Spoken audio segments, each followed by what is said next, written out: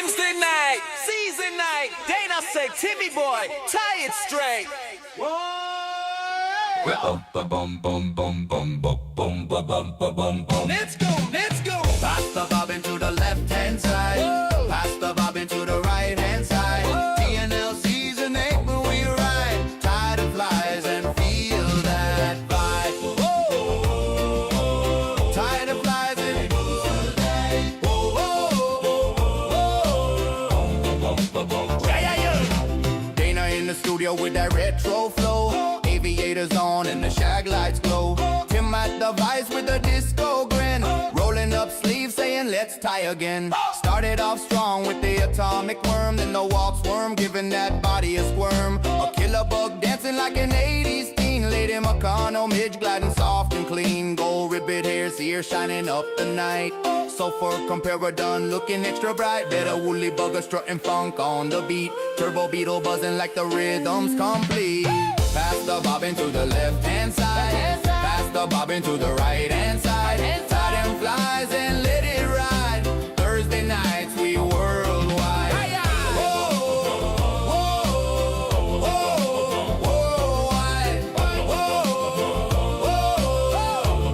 whoa, whoa. Now listen up close. This the heart of the show. The TNL family, everywhere we go, they shine the brightest, lift us up high. They're the heartbeat thump of every single tie. Only quality people, that's the fam we're in. Love people, catch fish, that's how we begin. Every Thursday night we gather, shoulder to shoulder. The TNL spirit just keeps getting bolder. From the first let's go to the final cheer. It's the TNL family bringing magic here.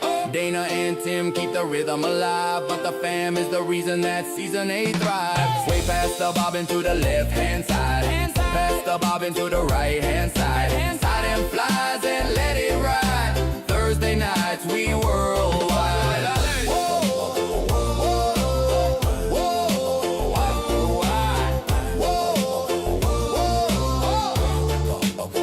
whoa. Polished pheasant tail, strutting in boots. Clifford skating cat is skating real cute. 2-bit hooker dropping beads in flight. Tim's hopper vibing like pure delight. Foundling grooving with that dead hair crown. Woolly scoping booming with the bassline sound. Rope a dope stonefly swinging in strong. Gold Bob 2.0 singing his song. TJ hooker stonefly flexing its chrome. And throbbing chubby dancing like it's going back home. Duracell jig sparking up the night. Pool toy opera splishing left and right. Club sandwich hopper, stacked so tall. Screaming Banshee wailing down the hall. Sanchez double bunny hopping funky and free. Got her cat is closing out season 8 with glee. Hey! Pass the bobbin to the left-hand side. Pass the bobbin to the right-hand side. TNL fam, we're unified. Season 8, enjoy the ride.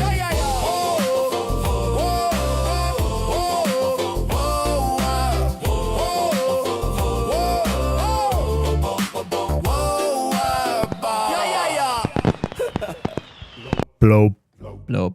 blow, Blow. fly, toga. Fly, fly, fly, toga. we know got it it right after now. a lot of episodes. Only took a few. After a lot of episodes. Episode. What episode are we on? 11? 11. Uno, uno. 130. Episode 11.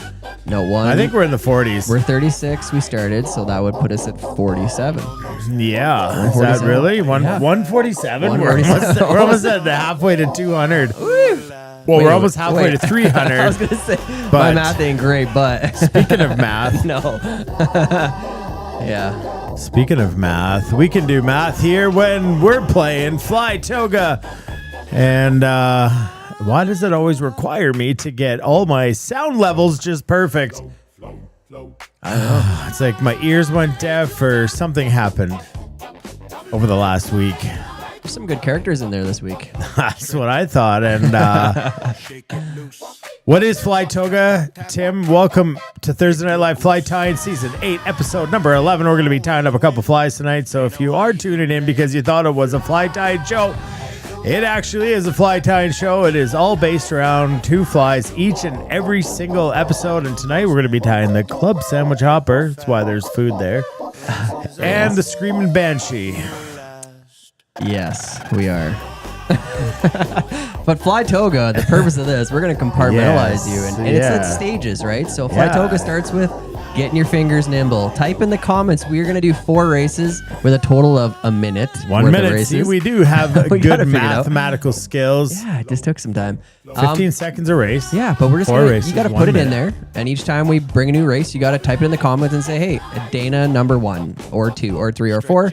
And the whole point of this is get those fingers nimble and ready folks. to tie your flies, which will come up later in the episode. That's right. We've had some issues, some season-ending issues where people did not play Fly Toga. They jumped right into tying a fly. They broke their thread and maybe a nail, and the interphalange meniscus joint took a beating. So we do recommend there's a couple ways to get those fingers all limbered and nimble. The first one is to pick your racer. And the second one is to, share this post. Remember, take the most weird place you could share this. A group chat, your church Facebook page, your granny's knitting Facebook page, and share this because we love when new people show up here. And probably our favorite thing is when they show up and they comment how shocked and awe they are. So we'll be doing Beer 30 with a special guest in the house tonight. You can see up there. Might be up there already. So as always, I believe I go first, right? You do. You choose. All right. Well, I'm going to go with Walties since Walties is in the house. Oh. Well, in that case, I'm going to go Wally. Oh, Wally is in the house. Yeah, all right, well, we're on to something here. Wally, what are you going with? I think I better go with Big Dank Dana here. Big Dana. All right, we got Walties, Wally, and Dana up here in the first race of the night. Make sure you guys enter your comments. Also, make sure you let us know which race you're commenting on because, hey, what can they win, Tim? Absolutely nothing. That's right. This is a pride and an ego game, so which sometimes means more than any prize. But there is a game you're going to be able to play tonight called Flyingo where you are going to win some prizes. Yeah, we are. One of these again. If it's on sale on the on her website, and so if it's sold, as they all have been, if it's not sold, it's going to make its way into the Flyingo pool, along with a $150 gift card to fishfield.ca. Woo! Yeah, I know. That's a lot of flies. That's a lot of flies. So, that's going to be in there unless it's sold. artbymateo.com. First race, off to the races. If I can find the right mouse. And 5, 4, 3, 2, 1, 0. Pumpkin? Yeah. What is that? You're a fruit salad. All right. Lucky Flybox just came in far from nobody. Really had much going on, but. Dang. Oh, the $10,000 Lucky Flybox contest. Wow, that wasn't planned, but the details are up there on the screen. Can someone please tell me what vegetable Dana is that I just bet on? It's a salad. It's a salad. Yeah. No, not me. Like the one that has Dana. Yeah, Dana's a salad. The one on the bottom is Tim, and that looks like a sombrero. Oh, the pumpkin's attached to the salad. Yeah. Okay, I get it now. The pumpkin's attached to you. The pumpkin's attached to you. I am the pumpkin. You want the pumpkin, and 10K Lucky Fly Box won the race. And as Tim said, we got 4 of these, so that's the first 15 seconds down. Did you win? Did you lose? And pick your next racer because I'm gonna stick with Walties. Oh, I'm going Tim this time. All right, I knew I messed up last who are time. you going with? I thought it was the yellow pumpkin, but I gotta stick with Dane because now I'm a salad. Now All right, I you're going know with the what my salad. racer is.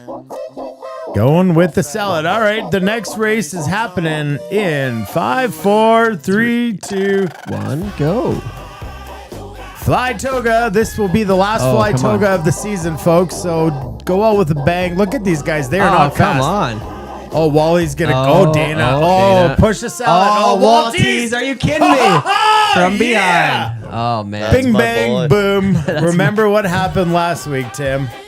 Yeah, I sucked. You did not do well. Didn't win anything. Have you? But you haven't either, so that's okay. I just won. What, you chose Walties? Yeah. No. You said Lucky Fly We Box. can. No, I didn't. Check the tape. Check the tape. Roll it back. Can we Roll it get? back. Can we get a replay here? I'm pretty sure that soon we will have replay capabilities on the show. I think TSN Turning Points. See what comes out next year for a new technology. But the Fly Toga, like I said, this will be the last Fly Toga of the season. Because I don't think we're going to have time for Fly Toga next week, because it is the $10,000 Lucky Fly Box contest. No purchase necessary. Head over to the website, scan the QR code, and make sure you get entered. Because there's a lot of really awesome stuff coming out of that contest this year. And that's what we do on the final episode is we just give and give. All right, I'm up next for the third race. I'm going to go with the 10K Lucky Fly Box. I'm staying with my guac bowl. I think I am. I think that's what I am. Tim. I think you're soup in a bread bowl. Maybe, but there's That a lot looks of... like, yeah, there's just green in there. pulsating sourdough. I'll go 10K Lucky Fly Box. All right, well, he's in the 10K Lucky Fly Box. 10K Lucky Fly Box for me, and Tim is picking Tim. Gotta do it. Tim's going for Tim, and this race is happening 5-4. 3-2. 1-0, and the slow-moving baskets of food are off to the races. And Come on, it looks Tim. like unless Wally... Come back. Oh, there I go. There he Come goes. on. Come There he on. is. Do it. Do it. 10K No, Fly Box. no. The one time. That was The crazy. one time. Yeah. That never happens with That that many never players. happens. That never happens. That's All right, insane. for all the folks who chose Dana, well done. Well done, because... But you didn't. I didn't. I wanted to choose the. I went with the cupcake and the cake pops or whatever those are. But one more race, the 15 seconds of pure glory to put Fly Toga to bed for the rest of the season. Tim, Oh, man. this Last will be a one. legendary moment. How will it go down? With me winning. That's how it has to. Oh yeah, Dave said Tim's a baked potato. Oh, yeah. It could be chives and butter. Yeah, I think you're right. it's- yeah. Oh, that makes way more sense. I know, but who cuts their baked potato like a starfish? But he's not. That happens at the But restaurants. he's right, because I've seen it right here. All right, well, that being said, I'm going to go with the 10K Lucky Fly Box again. What to do. One more with myself. I have to go out with All myself. right, you have to go with a bang. Wally, what is it? Remember the 3-inch rule. Can you 3 remind inches me of from the- your microphone. Oh, okay. I thought it was the 3-inch rule. Well, there's talked about another. That's earlier. another rule. Could we go with? It's quite the 3 Damn, inches I you've got can't there. That's how we tell how big the couch guy's wanger is. Just a roll of dimes, buddy. Roll Someone's of been- dimes. someone's been Tim lying to you. You're going Oh, with yeah. me, Tim. Hey, all right, good Okay, choice. We're gonna win Tim together. and 10K Lucky Fly Box. Come on, let's go. How One will more. the last race? This will be an iconic moment in TNL history, Season 8, Episode 11. The last time that Fly Toga will ever be played in Season 8. In 10-9. 3-2. Hey, we're off to the races. go. They're Tim, if you Fourth don't pull one. through at least Final. once. This is come Tim, on. get Who is up. this Wait, Wally wait. guy? 10K Lucky Fly Box. Potatoes, Come on, Tim. sourdough. Oh, this is Come on, random. Tim. Wally is just. Come on, Tim. Wally's not even I'm quitting. not even in the Wally race. Wally's not suck. even quitting. Tim, you suck. Why Wally, did- you did- suck. That was Wally- terrible. Did you not already win? No, Yeah, like you won me once. or Wally. Yeah, Wally, not the fruit basket. Because this Wally hasn't been No. excelling at this game at all.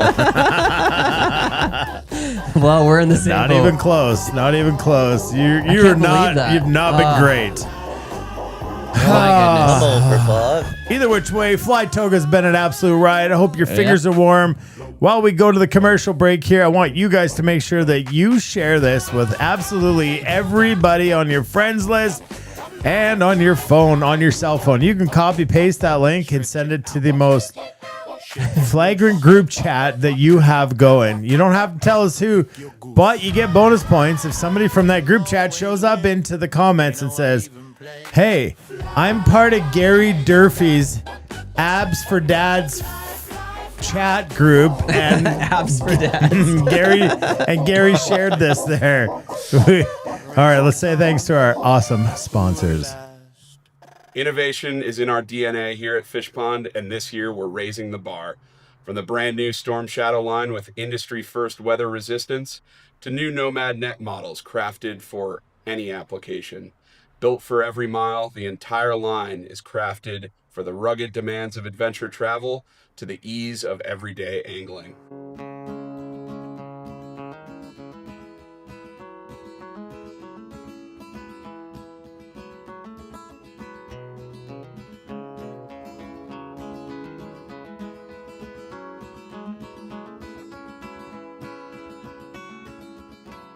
Head on over to fishpondusa.com to find a dealer near you.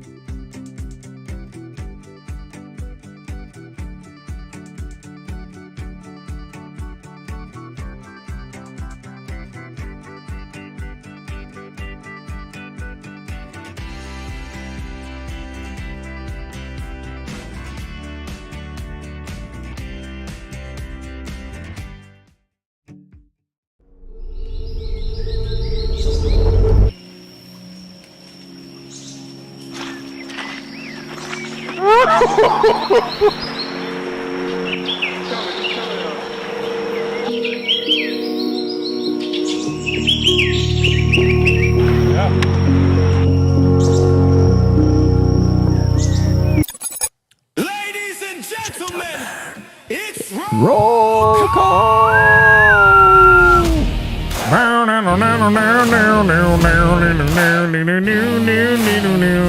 There was something else super cool that was supposed to show up here, but it didn't. No. Where'd it go? Well, it's what you're drinking. Yeah. Everything is done. I might have deleted it. I can't find it anywhere. Either which way.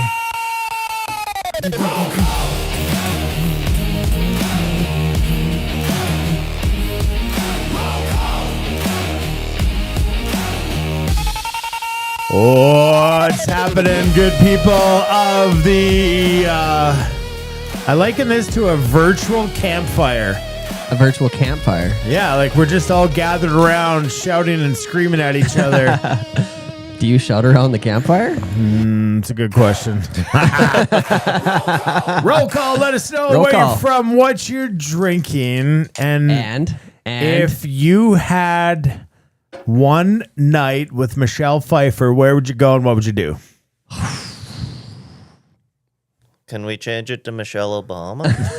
No, I make the rules here, Wally. Feel like I'd save the sinking boat. Oh, good questions. Good questions. So it's pretty simple. You just got to drop it in the comments. You got to tell us where you're from, what you're drinking, and what you would do. What is it? Where you go and what you would do. Yeah, one night with Michelle Pfeiffer. Like a date. Would you take her to McDonald's? Would you take her to Applebee's? I want to hear some clever answers. Tim, what would you do one night with Michelle Pfeiffer? I'm talking a date. Like you have to go do something. So this it's is not just like, this is just like a not a like. Do you even know who Michelle Pfeiffer I do, is? but I feel like it's hard to answer at a date when you're a married man. So I'm trying to navigate. Yeah, this well, question. do you want to know what I'd do? What? I would tell her that I'm in a serious relationship. That's an absolute cop out.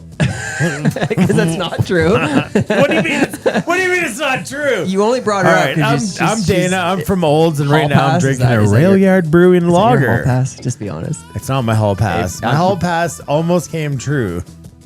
Was she old and of a different ethnicity? All right. Oh, man. Let us know where you're from, what you're drinking, where's the place. Scooter would take her to watch the North Carolina game. Okay, that's a decent answer. What is she from? Wait, Like, first, what would we know Screamin' her from? Banshee and Club Sandwich Hopper. Which one are we doing first? We're gonna do the sandwich. Okay, what should they get in their thread bobbins? Actually, this is a good question. So this is something you can prep ahead of time. So what we're gonna do is in your kits, you've got 3 different colors of foam. Okay. Oh, you can't see as I'm holding it up, but whatever. 3 different colors of foam. Okay. You've got if you look in your kit and you see the sample, you're gonna see that up on top you have gray foam, pink foam, and then the yellow foam underneath. I need you to find a way to marry those 3 together, a piece that's roughly 2 inches long, because we're going to glue those together. I just use some super glue on the desk, glue them together, and that's going to be step number 1 for that fly, but it's good if you do that ahead of time. Next, I'm going to be tying that with a UTC 140 in tan, something heavier as it is a hopper pattern. Working with foam, we want a heavier thread. Pick a color that's appropriate, but it's not super crucial. And then for the Screamin' Banshee, I'm going to be using something a little lighter, a smaller fly. We'll talk about this fly lots, but I'm going to go with something a little bit lighter, probably a UTC 70. I know it's deer hair, but we don't need to put a lot of tension on it. So UTC 70, I'm going to use brown just because it's what's available. Yeah, but we gotta sandwich that hopper first. And that you're going to need some bigger Creativity. thread. Yeah. It's like craft, it's arts and crafts. Michelle Pfeiffer, I brought her up because I want to talk about the new series called The Madison. Oh, that's why you're talking about her. Okay. Right? Yeah. It all ties together for fly fishing. Her and Kurt Russell starring in The Madison. Have you started watching it? It's amazing. So she also comes from Dangerous Minds and Grease and Batman Returns and Grease, Scarface. Scarface. These Yeah. are all really old movies. I just Googled it. She's 67, so I was really wondering. I was pondering what my answer would be if you were to ask me what I would do with Michelle Pfeiffer. And the answer would be a lot. I want to put you in the screen. Ladies and gentlemen, put your hands together for Mr. Uh-oh. Wally Fuss. Now it's real. Hello. Remember the 3-inch rule? I told you got to eat the that mic. means 6 inches, right? Yeah, you're about 7 feet. Oh, that's what Bay tells me. Yeah, so let's head back to the comments here and say hi to the people because that's what the roll call is all about. Darren Railyard, I'm checking that out on.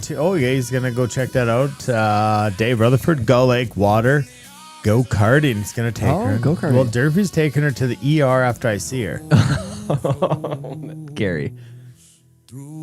Gary, what are you doing to her? Gary, what did the guys and dads abs for dads group chat tell you? Darren Smith, I'm gonna miss these tunes. I know. I'm gonna find a way to get them on Spotify for you guys. Pennsylvania Powerade. Terry is a Sidewinder IPA. He loves that. He does. He loves that stuff up there. Her little cabin on the mat. See, that's what I'm talking about I here. haven't started this. I got to watch this. Bruce Mathis, Tulsa Burbs, drinking H2O, and it depends on if she dresses up. See, as Catwoman. Catwoman. You're going to go save Gotham City if that's the case. Mr. Pape, drinking some Penelope Rye whiskey in Baltimore. You know, if this was changed to Anne Hathaway, like the real Catwoman, I've been getting I make boners to Dark Knight Rises for the last 6 weeks, watching it on repeat, falling asleep. All the blood flows away from my brain and heart, and I pass right out. Pass right out. It's a great way to get to sleep. Gavin Jones, Cochrane drinking Kilkenny. I've missed a couple of weeks. Yes, you have. I was on a self-curated beer tour of the UK. Must be nice. Found some great little pubs that I had to take her to. Oh, maybe that's... is that the date or was he on a date? I think that's the future talking. She better be able to keep up. Paul sipping some Captain Morgan. Ooh, Private Captain Reserve Morgan. to Nine Falls, Smile Falls. I always have a struggle saying that. Smile Falls, Washington. I'd go to Burger Joint, then off to an undisclosed location. Paul, you Paul, you dirty mysterious bugger. Scotty Borschelp, stay put because we have a Bell's beer from Kalamazoo, Michigan. Oh, we do. Is that Yeah, last Scott's episode, from dude? Michigan, so Nice. it's one of our beer 30s today. Is Bell's from can't remember the name of it. Either way, it's from Bell's, which is Kalamazoo, Michigan. I'm super excited to try that one out. He's probably had that one before. We got Smudgy from Airdrie. Not drinking anything at the moment. Ah, What are fix you that. doing, Smudgy? Well, maybe thinking about a date with Michelle Pfeiffer will start to make you thirsty. Mending the Line was an excellent show as well. Ah, yes. See, that's Struthers? what you call a committed girlfriend right there. Drinking my Oh, wall. look at this. Look at this. Paid. This was not paid. Unpaid advertisement. Drinking my Walties. I'll take her anywhere if she dresses. See, look at that. Now I might not See, go and you're- home and break up with her tonight. Oh, yeah, and you're trying to change it to some other Anne Hathaway, and I'm not sure what you said, but You have to pick something obscure enough to not get yourself in trouble. That's true. Durfee said the ER's for him and his heart. Oh. And if your fly stays up longer than 4 hours, consult your local fly shop. I had to turn that other light on up there. This one? Yeah. You need it? Well, It it's is part very of dark. your, yeah. It's on the back left. There's a button. Left, more left. Hold that. Let go. There you go.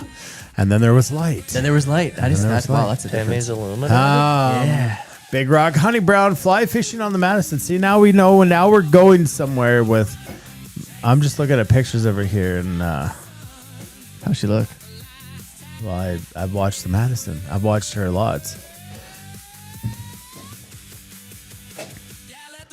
Oh, yeah. She's old. Well, yeah.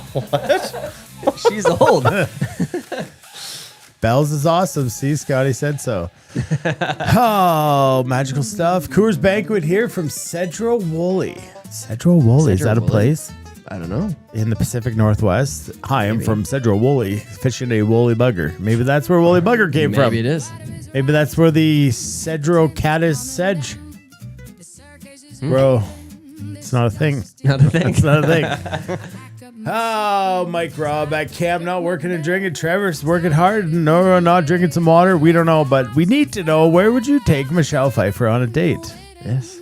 And I see the common answer is to her cabin Her cabin. on the Madison, And she's go wearing fly a fishing. costume. So, like sorry. any Okay. age Michelle Pfeiffer, or are we talking just Well, contemporary? The Michelle truth is, Pfeiffer? it's never going to happen for you. So choose whatever age you want. If you dream Well, to be well, a dreamer. yeah, I just think. Well, now my answer is going to change a lot if we Well, can yeah, decide you would now. take a come on. 67-year-old woman to a different place than you would take a 27-year-old woman.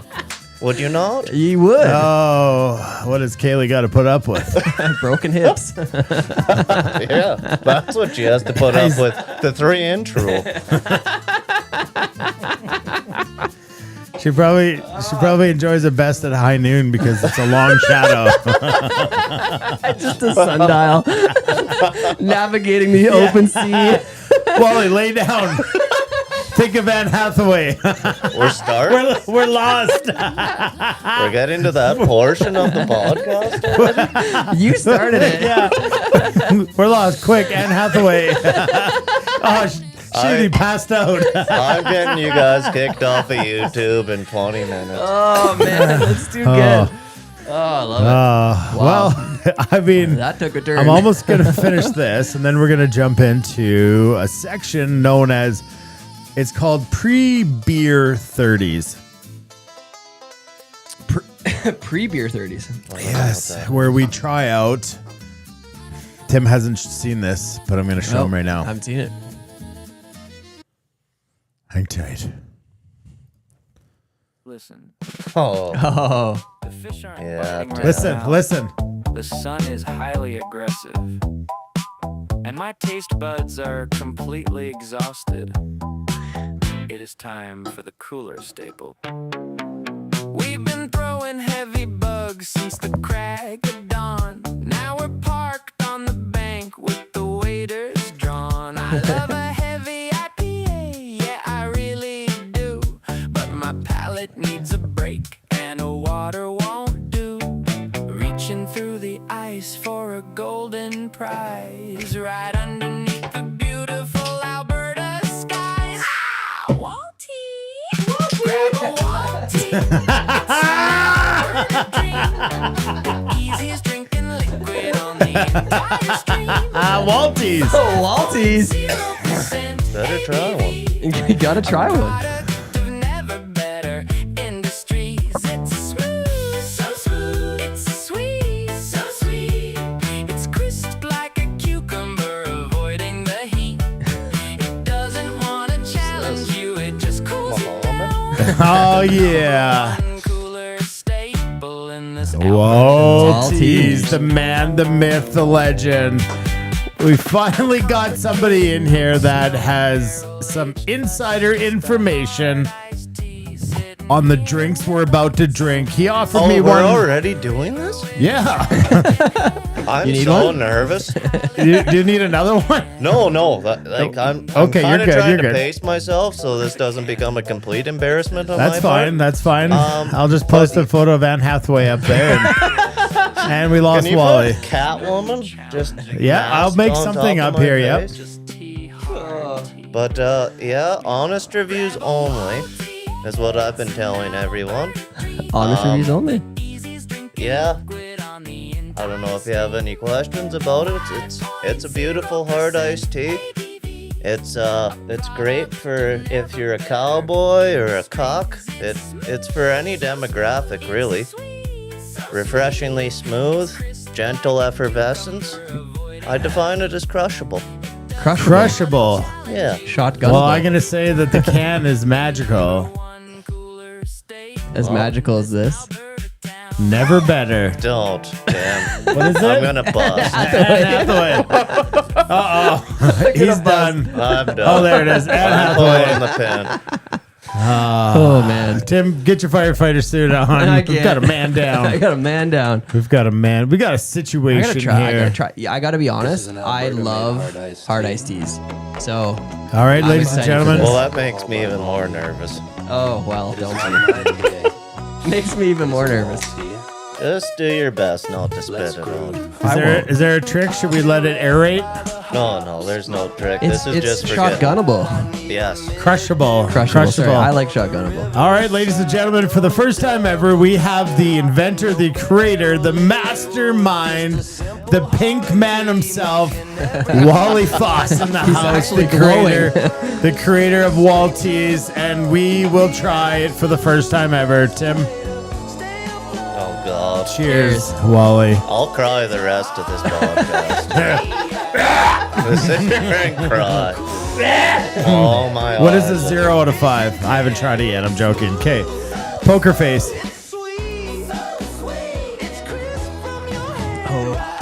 Okay, I think that was a semi-positive reaction. Man, that is Oh, it's so easy to drink. that is crushable.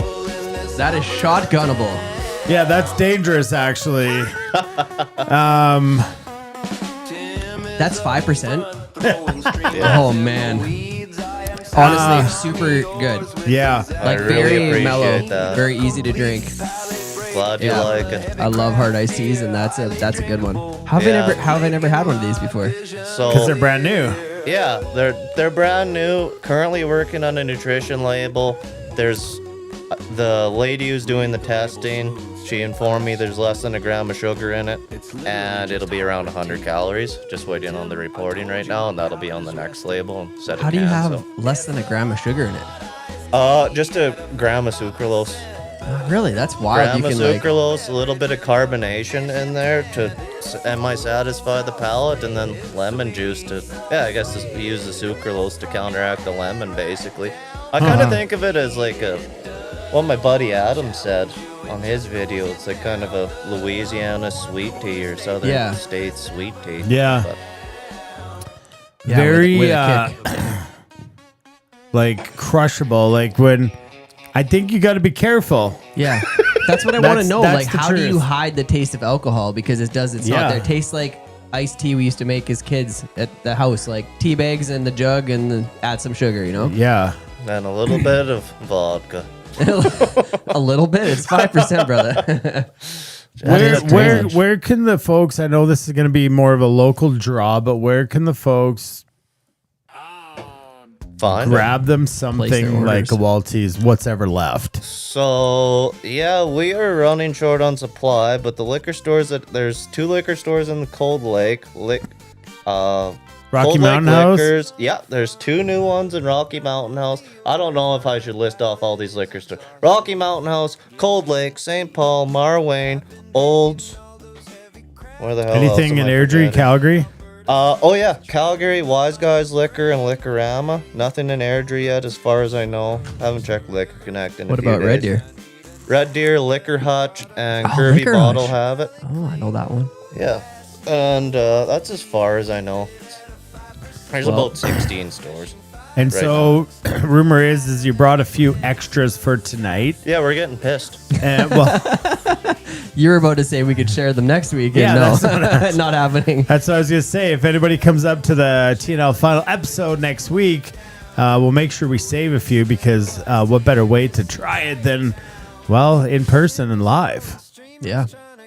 Yummy, yummy. Joel Sather's in Banff with the PBR, and he doesn't have a Walties. It Wow. actually scares me to drink this because it's super refreshing. You remember that one time in Montana on the river when I was Yeah. drinking Twisted Teas? Yeah. This But would be like bad. those all have like a They're a stronger flavor finish, like Yeah. almost like an IPA. They were, and I'm not trying to shit on competition right now. no, but we're it's talking. like what the inspiration was behind this idea is because most teas out there are sugar bombs that give you a gut ache, a headache. Yeah. For me, it's Hangovers. even my teeth. Yeah. Hangovers deluxe.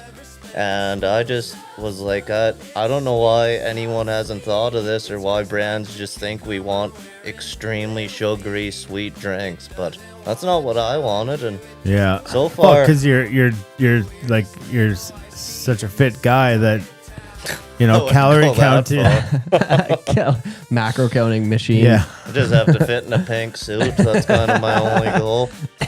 Tie pink suit. Yeah. beautiful. I'm just having a few more drinks, letting it kind of hang out there, and I'm thinking to myself, a hot day on the river. Those are gonna go down like bubblies, and you're gonna Yeah. follow your boat and die. That's accurate. I would assume it is. Like seriously. Crushable and deadly. Compared to half the triple IPAs you made me drink this year, this is That's why I brought it in near the end. Is like the song said, your tongue tasted like it's been sucking on a pine cone for 10 episodes, and now it was time to just let it be. yeah. So I've been privy to this journey for a little while now. As me and Wally sat down before Christmas and we chatted, and it's really cool to see it come into fruition because I just think that there's something to be said for people who talk and then walk and then they do it. And Wally, I'm proud of you, man. Well done. This is super fantastic. The can is something you just want to go grab. The label. I know that was a big sticking point for you, is you didn't want to just have like a half a label on there, and you did it. You kind of stuck to what you wanted, and Dana, I can't express to you how much I appreciate you and what you just said there. You were extremely instrumental in this product coming to fruition. I probably wouldn't have it if we didn't go sit down in Beam Brokers and have that long chat. And then you managed to send me a custom profile document catered to me after as like very solid questions and homework that I should and do consider. I completed all that, and yeah, and here we are. And now we're drinking Now it. we're getting pissed. Talking On the about Anne casting Hathaway. couch. On the casting couch. Did you say catting couch? The I cat- know what there's- you did there. Did you say Anne Hathaway? Don't say that name anymore. Your girlfriend's gonna be mad. All right. Well, that I'll is be hard. Her too. that too. I feel like we've been thrown out of sequence here, but we do need to jump into something and tell you guys. Let me see here.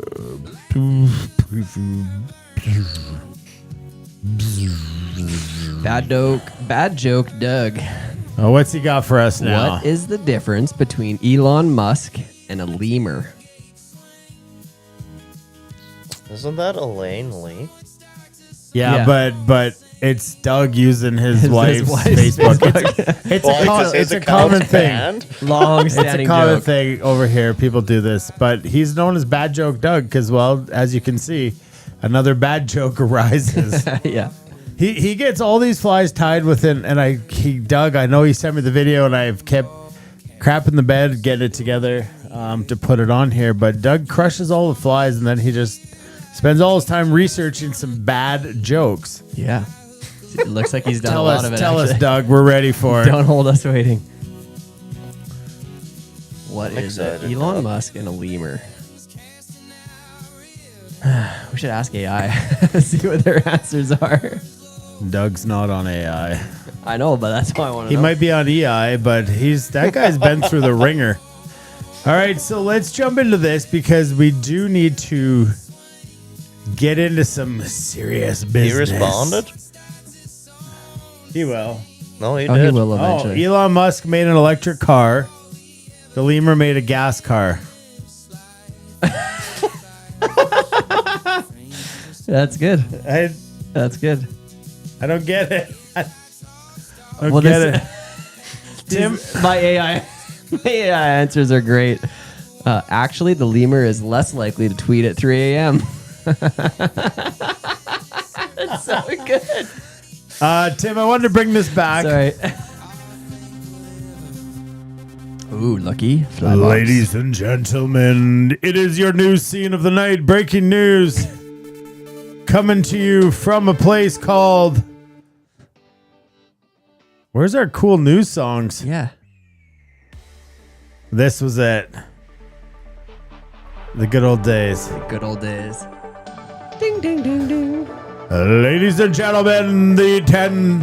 That was nothing smooth about that, but hey, here we are, drinking Walties, getting crushed. You're still drinking yours, mine's gone. Yeah, that's what I'm afraid of, is stuff like that. The $10,000 Lucky Fly Box contest. What is it? Well, it's quite simply the most magical part of the season. It is the season finale next Thursday here on Thursday Night Live Fly Tying Season 8, Episode 12. It all comes to an end.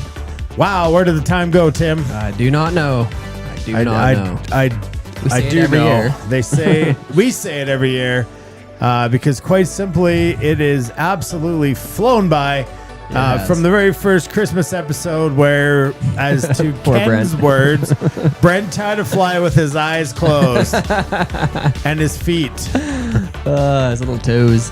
his little toes and his eyes closed, and but basically, the $10,000 Lucky Fly Box contest is a chance for our sponsors to thank you guys for an epic season, and as a thank you, if you want to make a donation, well, that goes a long ways too. So feel free to head over to the website. You can scan that QR code. You can check the link in the bottom and make sure all of the contest details are on there. How to get entered. No purchase necessary. They make us say that. And then you can get entered because we've got a lot of prizes. Tim, why don't you hold up the bin. the mass bin of doing the math on all of this. I know It's heavy. I know that, and I wanted to show this because of where this started from was quite simply we gave away one of those in season 2, I think. Yeah, season 2, we gave one away. And now how many's in there? Like 2, 3, 5, 6, 7, 8, 9, 10, 11, 12, 13. 13 absolutely loaded fly boxes. We've talked about it all year, but you know, you got around a $500 box worth of flies, and there's 13 in there. And I mean, it's just unbelievable where the show has come from, where it's going, where it's at right now, that we came from one of those, you know, as the final episode lucky fly box is why we called it the lucky fly box, because you could win the lucky fly box. And now there's just absolutely so many more things and gifts to give to you guys. So to everybody that's got themselves into it, we are very grateful. And to everybody who's about to do it, we're even more grateful. But do go on the website and check that out. And kind of going to show you a little preview of how, we do it on the final episode, if I could find the right button. Something like that. So I've entered a few names into the draw system. Because I do got to say that we had some bitching last year. We had some bitches. Yeah. So nothing in here is rigged. Nobody's trying to make their quote unquote friends win. Honestly, we have people who make one entry win the biggest prizes. So what we try to do is we try to take all of the prizes. We try to make prize packages no less than $300. Last year I went through, we had 43 prize packages. Man. And it just simply goes like this. Like, we just enter everybody's entries into this. So in this instance, I just made up a mock one here. Why don't you tell people, like, what does that look like? They can enter as many times as they want. They can. Yeah. So there's ways to enter where no purchase necessary is a thing. You got to just send us a mail and get yourself entered. You can send it into our snail mail, whatever you want to do. That gets you an entry. And you can go make donations. And the donations, as a thank you, for every $10 donated, it's very similar to Roll Up the Rim to win. You go buy a coffee, you get a chance to win. Very similar idea here. And also that no purchase necessary is very important to note. And yeah, you can put in as many times as you want, theoretically. So into this pot here, I just put some names here, and I just kind of wanted to show you guys how it's sort of gonna work. Is the Meticulous Tombola is the game that we'll play. And quick question here from Neil. So question is it only one person to win all of it, or is it great multiple question. Packages? Yeah, so that was what we were saying last year. Well, I have it actually on here. Is last year we did something like, here, let me just hide this screen.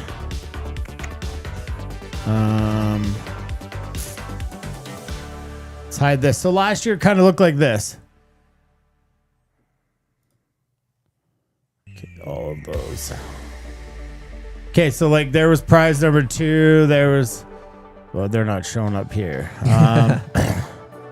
Okay, so there was another prize. How many did you say there was last year? How many prizes? Right here, there was 43. So that, Neil, the easy answer to that question is there's 43 individual giveaway packages, and they are varied in value. Everything from trips to gear to all these different things. But at the end of it, your name stays in the pot. So if you mail in and you get your entry, awesome. If you do some donations, let's say you donated for 10 times $100. Yeah, you get 10 times. And each of those 10 entries stay in the pot. So when we randomly pick it, we're not taking you out of it. So you could win more than once, or you could never win. It's totally random. Yeah, we've had people put in a lot of entries and not win at all, nothing. And we've had people put in, they've done their mail-in, get their one entry, and they've won 3 prizes. I think Adrian the one year won like 3 or 4. Yeah. So yeah, it's not just one prize. It's an absolute fun night because as gifts and prizes come in from our sponsors, we try to like split everything up and to try to make those like $300 minimum prizes. And there's some there that you can't split up. They're just big, like 2 nights down at Wolf Creek Anglers and a guided day of fly fishing, which is pretty epic. Like a day on the river with Fly Fishing Bow River Outfitters and a night at the Hotel Blackfoot. Yeah, huge prizes. Right there, you're at $1,100, just for that one alone. And we got all these fly boxes, $500 in flies. We got sun shirts. Backcountry Skins is giving out some pretty epic stuff. Fishpond has sent up a bunch of stuff. Grundens has sent their, $1,000 wading jacket. Yeah. Are you included at the night in Hotel Blackfoot? What are we? We are. Yeah, we are. We don't tell them till after. Just so they don't. You surprise them in the room. Yeah. Yeah, we do. It's like ta-da. In a Catwoman suit. Yeah. And drinking. We've already had 12 Maltese. Got your catheter plugged in. Things and go you're ready south to quick. roll. So yeah, just kind of showing you guys how this goes here. I can promise you there will be a lot of people in the studio, and I'm just gonna hit the first button, and it says the awarded prize is a sample, because I just wrote sample in there. You know, I could reset it and put a night with Wally in there if I wanted, and then so that up at $5. the prize will show up like that, and then we just initiate the draw, and it just scrolls through every single name that's in there. Oh, baby. There's really only two names in there, Dana and Tim. Well, we did this before the show, and it seemed to be Tim winning everything. And then we can cue the next prize, which is prize number 2, which we'll write whatever it is in there. Initiate the draw, and it just rams through like this, and total random amount of times, and Dana wins. Oh, Dana wins. Yeah, Dana wins. We'll cue the next prize, so you'll see prize 3, sample 3. Initiate the draw, and it's just going to scroll through everyone's names. This is the one I'm hoping to use. Tim wins again. Once we kind of get a lot of names in here, we have 2. I'm just not sure if this one can handle the amount of entries we're going to have. But we do got the backup there. But yeah, we can sit here and we can, I wonder if it'll show up. No, it didn't, but we can print and show you how many people can win, what your odds are, all that stuff, and then the ledger of success. Once that's done, we're going to download it. We'll put it on our website so you guys can see. And it's on a live stream, so you can come back and rewatch it. And if you have no faith in the show, just show up here and push the button yourself. Push the button yourself. So at what point, obviously this is a big week to get on top of this if you're going to get some entries in, but at what point are we done making entries and we have to just shut it down? So we did this last year, and I remember Phil Gunning was kind of the last of the Mohicans there getting in. And so we'll kind of do the show and we'll tell you guys, hey, at whatever time, like say 8:30 or 8:15, we're going to start the draws. We're going to have a countdown. We'll let you guys know so you could still get your stuff in next week. But as far as the mail-in stuff goes, it has to be here by next Thursday. So if you do want to get your no purchase necessary, there's a deadline. Flyingo tonight, this is going to be part of the prize. Maybe. And unless it's already sold on Matea's website, which they've all sold every time we've done this. Every time. And then $150 gift card to fishfield.ca. That's what we're giving away tonight. And then we're just giving away more stuff next week. So it's just a great time to give. Fun night. It's a great time. Oh, looks like Burks. Thanks. Thank you very much. He's already got his 11 now. There we go. That's setting him. a precedent. Yeah. He's getting them early, and he's also going to be the last. Who's the first? Who's the last?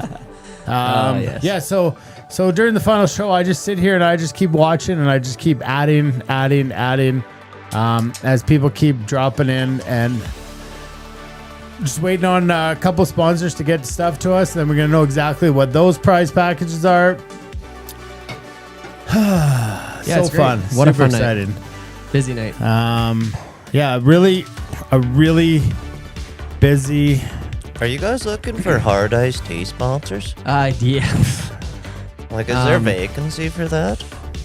There's not rooms in this sponsorship hotel. It's literally No, endless. I just meant for this podcast. Like, could I get wall tees, like wallpaper? Since that's catchy. And then just, like, wallpaper one side of this room. Well, that side over there. Yeah, the side no one can see. Yeah, we can. We never say no. We're always down for great ideas with great people, and yeah. And there's no skill testing questions for the final episode. So there is though.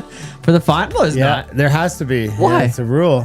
Oh, okay. I mean, I make the Like, what kind of skill test? Like 8 it's- times 8? They make you do it for the rules just so that it's a real person. Gotcha. So it's like you have to answer a skill testing question. So it's like, hey guys, you win and then you answer it and then you move on. Gotcha. Something not super hard. Well, how hard is the skill testing question? If you've got a phone and AI and all that stuff, you're gonna be just You'd fine. be fine. So, Jeremy, hopefully What's you're up, coming Jeremy? up for brisket next Thursday. Yeah, that's how we did. If we win and rewatch it, do we? Yeah, you do. Yeah. Yeah. So, if you guys do get a chance, reach out to some of the sponsors there. You can find their emails on their websites. Hyde, Wolf Creek. They're kind of like Shore, TFO Canada. Those are smaller businesses. And I know Backcountry Skins, they were on the show. Epic dudes, people, awesome. Fishpond, Jack is our man down there. Just send an email and say, you know what? We are really grateful for everything you guys do for us at Thursday Night Live Fly Tying, because that goes a long way. So feel free to reach out to them and do that. Yeah. But we do gotta get buggy. Can you drop in Matea's website quick in the comments? Oh yeah. Yeah, they're just curious. Terry's looking for it. But yeah, guys, giving a little shout out to the sponsors. That personal touch makes such a difference because they took risks on us when we started. Huge. And having companies that have bought into the program is why we're here. So without these people, we wouldn't be here for you every week. So yeah, it doesn't take much to just say, hey, thanks. Well, I mean, like Shore's been here since the beginning. Yeah. I remember our first chats with Jack at Fishpond right Jack. in the beginning. It's like, did they get tenfold out of it? What? I said, or just get us. Yeah. But somehow they just believe in what we're doing, and that's really cool. And Backcountry Skins, new sponsor this year. They're super excited to be here and just love the vibe and the energy. Hyde is a very close relationship with us. Jason down at Wolf Creek Anglers. I mean, we went there on season 1. We tied there a on fly season at one, Wolf in the Creek freezing Anglers. cold. And because he didn't let us in the building. No hard feelings, Jason. Frostbitten fingers. Yeah, and Grunnens, they haven't sponsored the show, but they always just give us something to give away at the end, and they just love being a part of fun stuff like this. And you guys, the TNL fam, I should put you up there because you guys send us stuff. Scott, Struthers, people just keep sending stuff that they want to give. Casey, CJ, Yeah. he just sent us $150 to pay for the brisket next week to feed everybody. What a guy. Right, that's how it goes. Yeah, Where's you're welcome. the brisket session Next happening? Thursday. Next Thursday, you better be Where? here. And Hathaway. Here. Right here. Yeah, you're Is welcome. Hathaway coming? We'll Well, say yes. if there's a they'll show up. picture of her, you'll be coming. Oh yeah. Just tape it to the brisket. Just That tape would it be to the gone. brisket. Oh yeah. There'll be nothing left of the brisket. Well, not after he puts Be that a in big there. 3-inch hole through it. Yeah, it'll be like you're aerating it. This isn't pulled pork. We don't need it shredded. Oh yeah. So glad my parents are watching today. Oh man. Yeah.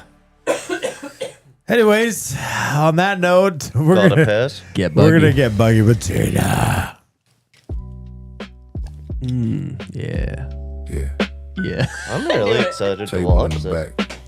Just black coffee. Just getting buggy with Dana. Neon sign buzzing out on I-95. Trying to keep the heavy eyes alive. Waitress comes over, hands me the menu. Looking for a heavy meal for a late night venue. We don't want the dry flies, we don't want the soup. We Yeah, need getting something buggy with thick for Dana. the Mitchell heavyweight Lilly, group. welcome to the show. 3 layers of foam Cole Clayton, stacked welcome up to the high, show. rubber legs Better hanging off never the than back late, of fly. We're but we'll ordering take the late. club sandwich hopper. Are we doing double Walties? Yeah, the It's so club good, sandwich man. Built for the banks, built for the feast. Serving up a mouthful to the river's biggest beast. Dana's in the kitchen tonight. Order up, let's tie. Dana's in the kitchen tonight. That's right. Crushing myself some club sandwich hopper. Welcome, Getting Buggy with Dana. What happens in this segment of the show? Well, it's weirdly an hour in and we're actually talking fly fishing. And yeah, so I'm going to walk you guys through. We've done a bunch of hopper patterns, so there's not a lot new. And I really tried to dig deep into the database of hopper life and figure out what I would teach you guys about hoppers. And I don't really have much for the hopper. The club sandwich style of laminating foam was pioneered by Western U.S. guides and tires like Ken Burkholder and Brad Tudor. The evolution. In the early days of foam flies, tires just used thick single blocks of foam like the original Schnobel. Did you know that?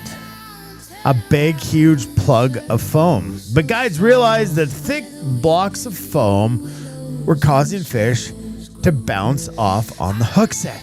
Oh my goodness, the hook gap. This is a real concern, guys. When tying a lot of foam onto a hook, you have to be able to have enough hook gap that you can set the hook on the fish. The innovation, they started taking thin 1 and 2 mil sheets of foam in different colors and gluing them together like deli meat and bread. This created a highly buoyant fly that was compressible, highly realistic, and deadly. One of the first hopper patterns that I ever fished was quite simply the club sandwich hopper. And now, well, here we are teaching you guys all about it, how to tie it, how to fish it. Why another hopper? Yeah, well, the problem is by the end of the season, the trout have seen 1,000 solid foam blocks float over their heads. They start short striking or nosing the fly and refusing it because a solid block of foam doesn't look or feel right up close. And now this is a real thing because I've seen it a lot. Fish will come down and they'll bump your hopper, and they'll bump your hopper, and they'll bump your hopper. And typically what happens in those situations is when they bump it, where they get close, guys like Cam just absolutely hooks it. I don't know if the fish knows that that's going to happen, or they're just kind of playing with their food to try to see if it is real or not real. And maybe if the bug doesn't move and it just twitches a little bit, that's their moment they want to attack. So I guess we're getting a little more real with a fly like the club sandwich hopper versus the pool toy hopper or the gold bob hopper. Although realistic and the profiles are fantastic, they still don't have the ultra realism as the club sandwich hopper. The profile from the bottom is quite exactly that, what you want to look at. Whenever you're buying flies, don't look at the top, but look at the bottom, because that's the color that the fish are going to see. It's very important to turn over the fly. What is it? Well, it is a hopper. Late season hopper, molted colorations, a solid tan foam block doesn't cut it anymore. No, we need a little bit of club sandwich stack. The yellow belly and olive middle, a gray brown back, whatever you want. The paler colors tend to work better later in the season. This profile sits much lower and flush in the film compared to a bob hopper, presenting a more vulnerable trap silhouette. Not much I really got to talk to you guys about with this, because it is just that. It is a hopper that we've talked about so often, and it's hard to tell you guys more about the hopper than it's a hopper. The physics of the hook set, the squish factor. So when we talked about, wish I could show you this, but when you got a fly with a hook and the fish comes up to eat it and it turns and you go to set the hook, you can turn that hook right out of its mouth. This is the hook, and they come to eat it, and you pull and it comes out like this. So the better successful patterns are those that have a bigger hook gap from foam. I don't know how else to explain it, Tim, but that's quite simply what it is, because some patterns are great, but there's so much foam and the hook isn't enough gap, or they haven't used the right hook. It's tough to get a fish on that, and you just think it's you. Probably is you, but a great excuse to add to the books is quite simply that the hook gap isn't big enough. And so when you start stacking a lot of foam like this, you do need to make sure you got yourself a hook that has a hook gap big enough. Like Tim talked about earlier, getting these pieces of foam together. Great tip is if you do have the big sheets, you can use like I have some out there. It's Super 77 3M spray adhesive. You can just spray the sheets, stick them together, spray the sheets, stick them together, and then you can just put like something big and heavy on top to just kind of keep that. Honestly, you don't even need to wait till the next day. In like 20 minutes, it's going to be perfect. But there is lamination required, like Tim talked about, even in this. So whether you guys did glue them together or you're just going to slap them on top and go at it that way, that is up to you. That's all I got, Tim. I got no more hopper life left in me. That's all right. There's only so much you can say about a hopper. It just is getting eaten or it isn't. That's right. Actually, some really cool things about this hopper. So realism is definitely a thing. I think that simplicity in hoppers is also another really important thing. And sometimes we get so geeked out on the realism side that we forget that we're actually just looking for size, profile, and color. And those are three very important things when it comes to any fly, but especially a hopper. When you're walking the banks, you see hoppers, you hear hoppers, catch a few, grab them by the wings, turn them upside down, look at them. That gives you such an insight into the patterns that you might be looking for. But if you ever turn over a hopper, one thing you're gonna see is segmentation. It's such a clear thing. And this fly is a great example of a fly that dials in the segmentation, or at least if we tie it well, it should do that. So we're gonna take you through this fly. I don't think it's overly complicated per se, but there is there's some finer notes. We're gonna be doing some segmenting even beyond the hook, so we would call that an extended body segmentation. And we do that sometimes with mayfly patterns, or like this with foam on a hopper. And it is a little bit finicky to work around the back portion of the fly when you don't have a hook to wrap around, but you're actually just doing it with the foam.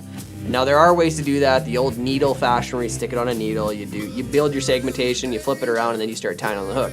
There's nothing wrong with that, but this is a very simple, easy way to get a general, again, size, color, profile on a fly without having to really overdo it in the sense that you're doing other things to it. We don't have to do those extra steps. We're going to show you how to do it fairly simply.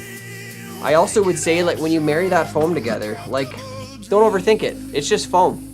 Put a little glue between it. Even if we didn't glue them together, it wouldn't really matter. At the back portion and at the head, we would have some separation in that fly. But besides that, it wouldn't really be the end of the world. So this is what this pattern is going to hopefully look like when we're done. As you can see, segmentation. And that's why I asked you to kind of glue that foam together. How I'm going to tie it tonight is with that nice gray on top, pink in the middle, and the yellow on the bottom. But if you choose three colors, it doesn't really matter what you do as long as you're trying to match hoppers that you're seeing around. So if you have a variety of these in your box, you just open it up and be like, oh, saw some green hoppers, let's go with the olive one. Saw some yellow hoppers, ooh, saw some tan hoppers. You just make that decision based on it. But if you've got a few different colors in your box, you've got a lot of availability. Okay, so I think this is I wouldn't say this is super realistic, but it is very generally attractive to a fish based off of those big segmentations, nice wing and legs. All right, enough talking about it. Let's actually get to it. Let's pop this guy out of the vise. I'm gonna get my next hook placed in here. Now we are tying this on a size 8 hook tonight, okay? And this is actually like a streamer hook, which is fairly common when you tie hoppers because you want enough weight on the hook. So the weight that matters is the weight that's below the hook shank. It's the bend down here. And we want this fly to land properly on the water. So if you don't have a hook that's a little bit heavier in gauge, we'll say, like the thickness of it, then you're not gonna get it to flip over properly when it lands on the water. And that's something we're definitely gonna want. So let's go ahead. Like I said, I'm just going with a tan that's pretty close to my yellow. I like to offset the colors on these because if I were to just go with a yellow or an orange, it really wouldn't show through all that much, whereas this is just a little bit off color to really make that segmentation come through. I'm gonna start my thread just behind the eye of the hook, And pretty important on this one because we aren't like putting a slit in the foam for it to encompass the foam, because we are trying to maintain that last point that Dana was talking about, which is the hook gap. If we don't have a good hook gap, you might as well put like a wire weed guard on that a trout's never going to bite through. Because if we fill up that space here, we have no ability. It's like tricking the fish. You're just casting to them and there's no hook on there. You might as well take the hook off. So important that we maintain that hook gap. I'm going to definitely coat this entire hook. Getting back to what I was saying is we're not actually putting a slit in that foam. So we're not going to encompass the hook. We're going to tie to it. So it's important that we cover that up so there's something to bind to. What we do want to do is then bring that thread back to about the third way down the hook shank. So if I was to break this into threes, like 1, 2, 3, I want to be about a third of the way. Now this is going to be our first main tie-in point. We'll have one more just behind the head. So I'm going to take her to right about there. But the first thing we're going to do is place the foam on, create our segmentations out the back, and then bring everything forward. And then our two major tie-in spots are going to be one here, and then our last segmentation at the front. Okay. So like I said, I did marry this foam together with some super glue. Okay. Nothing fancy. Okay. But we do want it to be roughly a hook gap in width, which this is pretty much exactly that. Okay. If they're a little uneven, I am not worried about it. We're encompassing this with thread, so it pulls it into shape. We're not too stressed about that. I am going to just trim off this gray one because it's quite a bit longer than everything else. But what I need more than anything is to make sure that I can place a little bit of foam in front of the fly and have a little bit of foam out the back. So this piece is definitely more than ample. Now, before I do this, I am going to come in here with a bit of super glue for two reasons. One, to make sure that my thread doesn't slip around on top of the hook shank. And two, to help bind that down. But I do not want to put super glue in front of where my thread is right now. I can later, but right now I have to just do this because I still need to be able to lift up my foam here. So I put just a little bit on over the hook shank, back and down the thread. Now I'm going to come in here, place this, again allowing a little bit of foam to be out the front. I am going to tie it in yellow side down. I'm going to try to center that on my hook shank the best that I can. That might require you to look down on it from underneath a little bit. But from right here, we're going to start by making our first segmentation. So straight wraps right up over top of that foam. I'm going to do 2 wraps, pinch the foam. We should be pretty used to this process by now. We've done it lots. Add some more. Okay. Now what you're going to notice with this pattern is it is going to want to roll around on you. Okay. But that super glue does help. But it's still going to want to roll. So you got to just understand that that's going to happen. Now from here till I reach the back of my hook shank, I'm thinking of getting 3 segments. So like 1, 2, last one, 3, and then I'm going to add 2 behind. So you're going to try to space those out. Now we want them to decrease in size slightly, but doesn't have to be like a huge difference. Okay. So how we do that? We take a cross wrap. Okay. I'm going to come across like this so that I'm not showing any of my work underneath. So cross wrap to create my next segment. Then as soon as I made that cross wrap, now I'm coming right back up over top of the foam and repeat that process. Few wraps, pull tight again. Okay. So now I got my first segment. Now, am I going to have room for 2 or for 3? That first one was pretty big, so I might only have room for 1 more here. And that's okay too, but I am going to decrease them in size so I can try to get 3 in. That last one's just going to be a little tighter. So you see on the underside, I'm not showing any of those cross wraps. Okay, only the cross wraps are happening on top, like so. Okay. Now let's try to get 1 more in here right at the hook bend. And so you'll see the thread likes. What happens if someone has a question? All they gotta do is ask it. Simple as that. What if hit they SOS? need? Yeah, and, SOS. There it is. Stop our show. We flash the lights and then you pause and ask. That's what's great about the live stream. It really is It's your in best real opportunity time, to ask real-time questions on how we tie these flies. Wally, you got a question? No, not yet. I was gonna say something incredibly stupid. I'll reserve that for later. All right. Okay. I notice you're down to the wife beater. This is good. It's getting hot in here watching you tie flies. Yeah, I know. It happens. Catwoman to tying flies. I can't handle it. Can't handle it. Okay, we're gonna do one more segment here, guys. Gonna come back up and over. what I like to do is kind of like place it roughly where I think it's going to be. I know that I have to be around the hook shank still in this one because it's not going to be a big segment. I'm going to place my finger on top of that X so I can take some tension off my thread, swoop it underneath, and not hook it on on the point of the hook. Come up and over and cinch it down. Just like so. Okay, 1, 2, 3. Now, this is where it gets a little tricky because I'm going to add 2 segments behind the hook point. Now, these next 2 are probably going to be very similar in size to that last one. I'm not going to try to get super small back here because that just increases the difficulty level. So now, how do I do that? Well, I'm going to do the same thing I just did. I'm just not going to have the hook shank to go around. So this is where you got to get comfortable with your hands and holding your bobbin as you swoop around. So I'm going to come up over top. I'm going to make my cross pattern. Now I'm actually going to let go of that bobbin, swoop underneath with my opposite hand, maintaining where it is, come up over top. And then I can't squeeze it tight on the hook shank, but I can still pull tight by holding the rear part of the foam and pulling tight. And you can see that start to snug down in there and create that segment. And again, don't really worry about those segments and their sizes necessarily. We do like to degrease some, but it's not the end of the world. Okay, so that's all I did. I went back around, I did a few wraps around, and now it's all cinched into place. Now, this last one, I would like it to be the smallest of them if possible. I'm gonna repeat that process again, come up and over. Because the reality is, the last segment is actually not this one. It's where I cut is gonna be the smallest segment out the back. And if you ever looked at a hopper, they do decrease in size as they go back, but they also kind of round out at the back, okay? So when I make my cut, I'm gonna keep that in mind. So as you can see, while he was just out there doing push-ups. Look at this guy, he's just built. So this is what I got left on top. That's where my cross wraps for work are. I show you the underside, you see no work. That's what we're going for here, okay? I'm still good, I'm working on mine. I'm good. Now what I want to do is I need to now work my way all the way back forward to this point. How I'm going to do that? Well, that's why we call it the cross wrap. So I'm going to cross back over, create the X pattern on top. I'm going to do this first one and I'll show you what it looks like. So I only got to do it really once where it's not on there. The next one is going to cross over and then I'm back around my hook shank. But you see, it just creates that X pattern, but I don't show the work underneath. Okay? It's kind of the beauty of it. Now I'm going to continue to X wrap forward all the way back up to my original tying spot.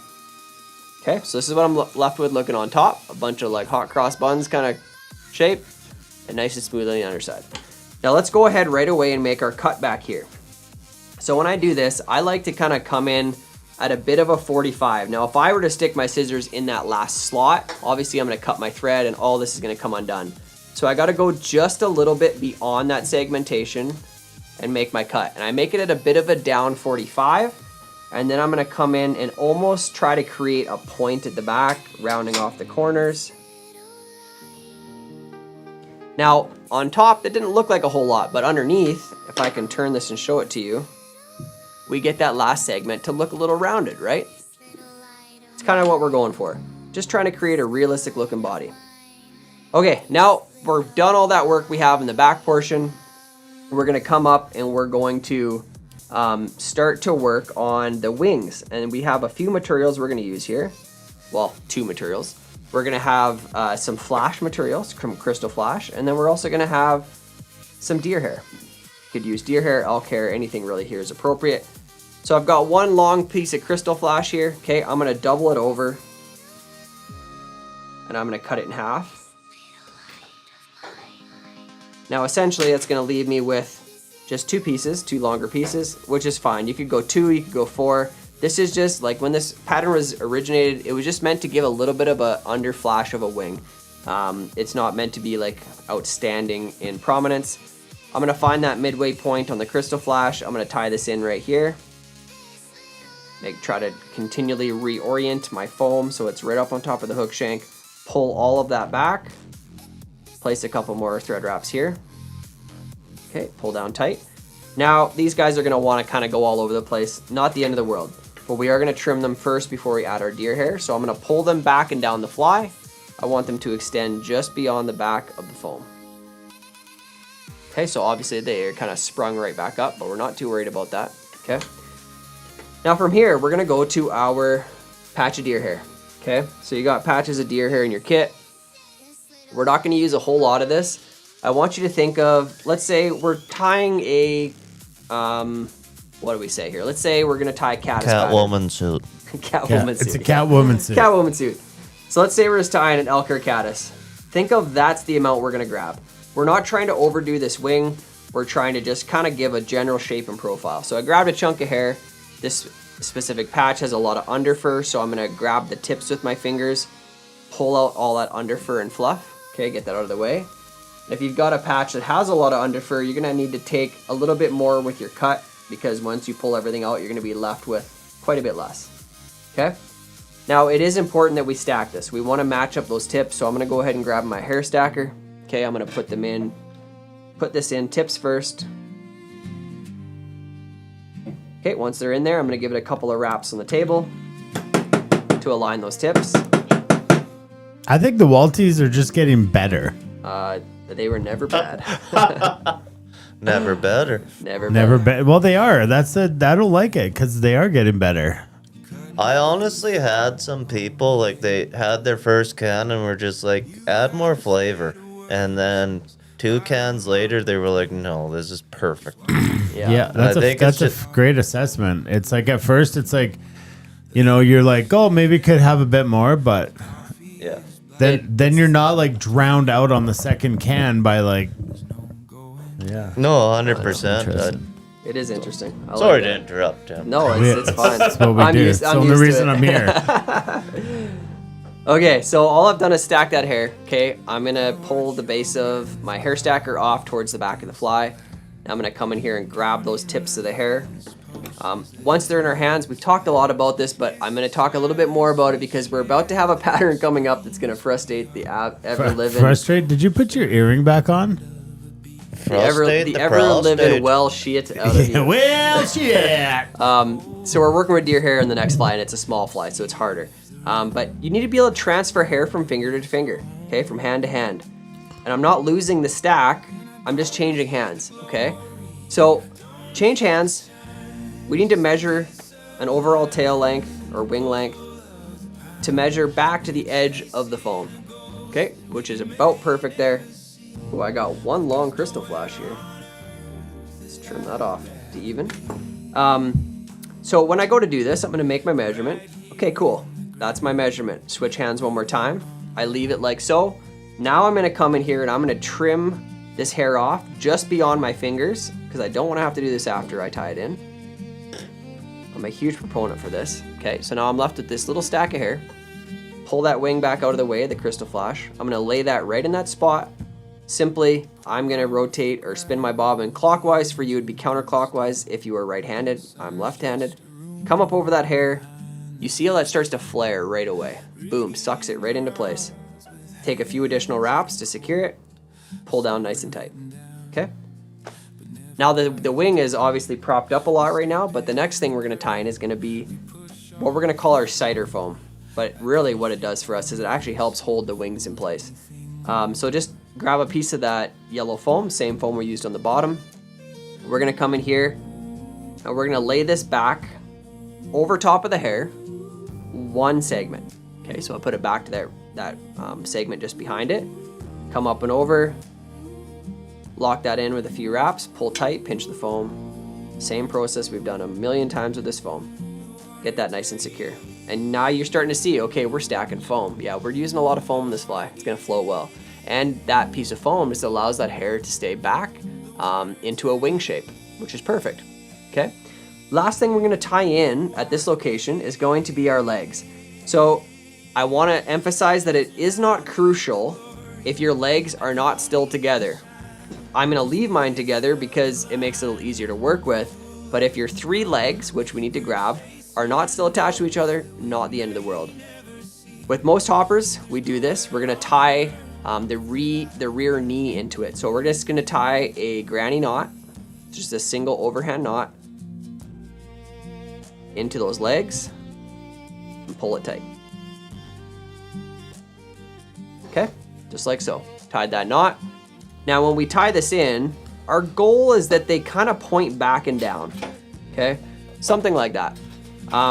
It is always hard to orient these legs, but I get really annoyed by tyers who are so consumed by where those legs sit and the angle they sit at, because I don't know how many injured hoppers I've seen on the water where their legs are not sitting in anything. Or like they don't sit anyways there. No, they tuck them in, or every once in a while they kick them out. It's flowing. Yeah, everything moves.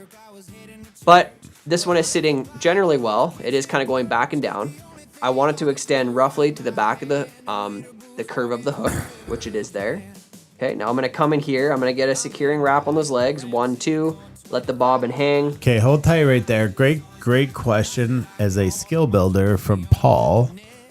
As I've tied flies with wings this season, I've struggled with the hair spinning or moving away from me as I pull tight. Any suggestions to help prevent this? Spinning or moving away from me as I pull tight. Yeah, great. So what you saw me do there is when I tied this in, okay, I pulled this back. You saw that little bit of hair extended beyond my fingers. I got some wraps over top of it. I do not let go with this hand. These two fingers are pinching so tight to make sure that that wing is not able to rotate around that spot. Okay, so the tension is controlled by these two fingers so that I'm not allowing that hair to roll around. Okay, that is the key factor there. And a great question to ask, because I didn't explicitly say that, but pinch tight on that hair. If you don't want hair to move on a hook shank, the best thing you can do is hold it tight with your fingers. Not let go too soon. Yep. Not the 1, 2, 3. Because that is the thing. Oh, he'll be at the Calgary Stampede. Yeah. 1, 2, 3. 1, 2, 3, go. Third wrap is as fast and as big as you can. Yeah. Okay, so we've got one side legs tied in, and even these ones aren't sitting amazing, but we are going to do some trimming on them that may help. Okay, now I'm going to come grab my next set of 3, tie my granny knot, and we're going to put those in over on the near side of the hook. Same thing. Tie a little knot. Just like so. Go to tie this in, lay it back so it's roughly the same distance back on the fly as the other ones. Up and over, 1, 2. Let your bobbin hang to create the tension, and then pull it out. And make sure they kind of match up. Now I can already tell you these legs are going to sit better on this side than the other ones. It honestly has to do with somewhat of how we put them in your kit and where the fold is and where the knot lands. But you can kind of see the difference, right? It sits a lot better than the other one, but it's nothing to worry about.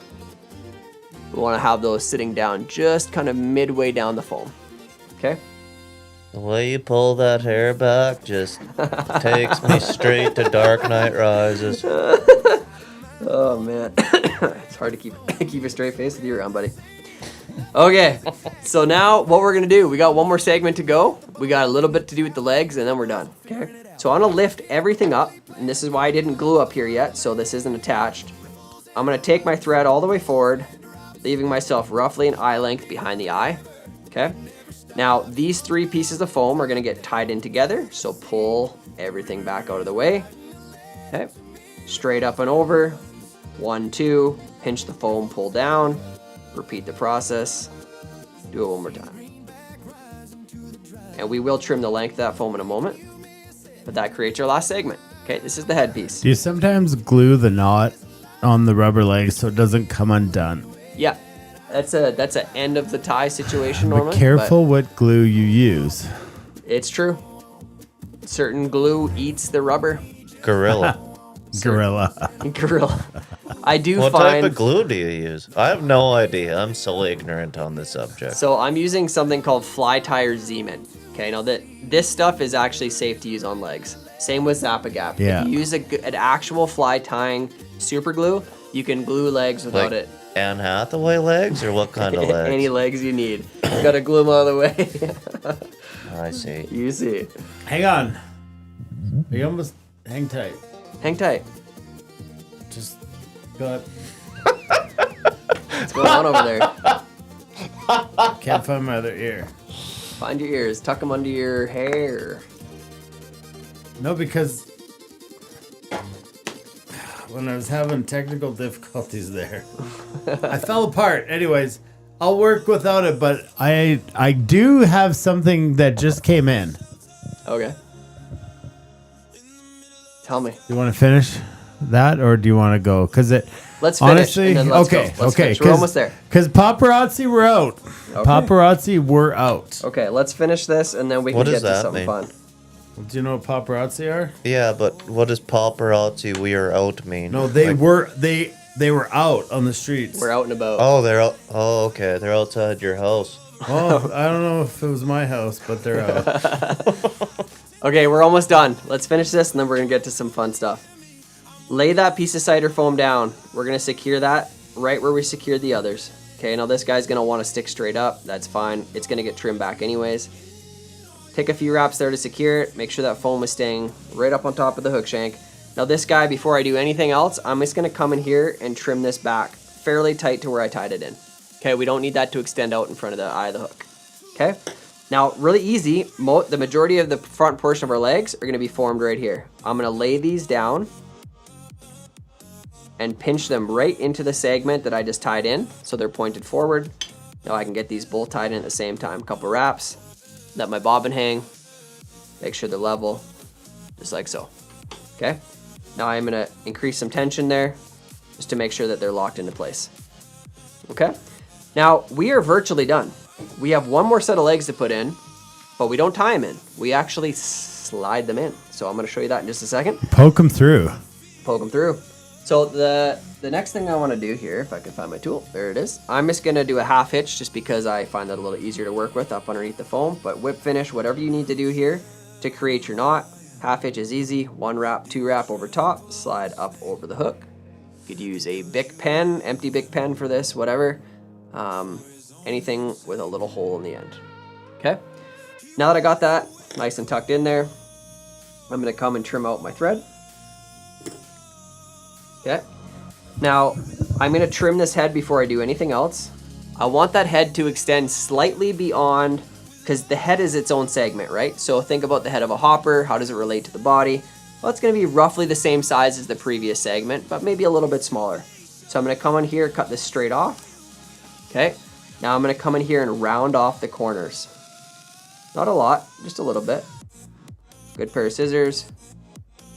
Make sure that that foam gets rounded off a bit. Just like so, okay? Just a little bit around. Now I'm gonna take an extra step and come in here with some, just a Sharpie. And just make some eyes on the fly. Okay. All right, now let's get our last one in here. Now how do I do this? Where am I gonna put another set of legs, you might ask? Well, I'm about to answer that. Looks like an empty space there, right? That's because there's supposed to be legs there. Now, in a perfect world, I would take a bodkin. I can't find that on the table, so I'm going to take my... A blumpkin? This is my, my fancy dancy earring that I've worn for many, many a year. I still remember the Salvation Army of Bob. OG. Now, the goal is to come in here. Okay, I'm going to poke a hole. How do I do this so I can let you see? I'm going to poke a hole basically right about there. It's going to go through the foam and in between at least one set of those legs. Now I'm going to do it from this side because I can see it a little better. Hang on, I might be able to get the other camera here. All right. That works too. Right through those juicy lips. Juicy lips. Okay. He's slamming some Maltese. Yeah, I am. Got He's a a couple in piss here. tank, old Tim. So I'm going to come right on the side of the fly, get underneath one set of legs, and then I'm just going to work some type of pointy object all the way through the foam till it pokes out the other side like that. Okay. Now, next part of importance here, the hole's been made. Okay. Now, all I've grabbed is a very simple tool. It's literally a piece of red wire. You could also use a bobbin threader. Okay. But this little guy, I've just pinched a single piece of wire in half. Okay. Now, I need to plunge that through that hole that I just created. So I'm going to come in here. That same hole, plunge it through, you see it come out the other side, okay? Now come in here and grab a single set of legs out of your kit, just one leg, okay? I'm gonna stick that through that bend in the wire, and I'm gonna pull it back through, just like so. Magic. Not that hard. Just like that. Kind of a neat technique to allow you to get in an extra set of legs. And you'll actually encounter this on quite a few patterns where they do this. Okay, pretty simple. It is good that we're gonna touch this with some super glue in a moment here, because that'll help that from slipping out. But before we do that, let's get rid of the rest of these legs. So in the front portion here, I want you to peel these legs if they're not already separated, so that you just have a single. And what is going on over there? Like a photocopier. Oh, Dana's showing me porn. Oh. So I've got a single leg sticking out from there. Okay? Guys, he's about to pass out. Oh, sorry. Sorry. I'm gonna cut 2 of them out and leave just 1. Like so. Get rid of those. Same thing on this side. I'm gonna actually separate all 3 just because then I can choose which one is sitting better. I like that bottom one, so let's trim out these 2. Then we're gonna come back to the back. We're gonna do the same thing. We're gonna remove 2 and leave 1. My suggestion is to separate all 3 so that you can see which one is sitting at the best angle, I would say, which is gonna be back and down the fly. This one looks like it's gonna be the bottom one. Over here, I'm gonna assume it's the same. Yep. Trim those out. Okay. Then we're gonna trim these to length. Okay, so I want the length of this to be equal as the length from here to my knee, roughly. Once I make my first one, just match the other one to it. And then these guys out here, these legs, the front legs on a hopper are quite a bit shorter. Okay, so I'm gonna push those forward. Make my first cuts. Perfect, I like that. And then I'm gonna pull these side guys and try to more or less match the same length as far as how far they stick out from the fly. Okay, so I'm left with something that looks like this. Okay, last thing I'm gonna do is add some super glue. So I'm gonna come back in here with my trusty Zap-A-Gap. You could use some UV resin here as well. First thing we're gonna do is flip it upside down. We wanna work these in on those heavy thread wrap portions.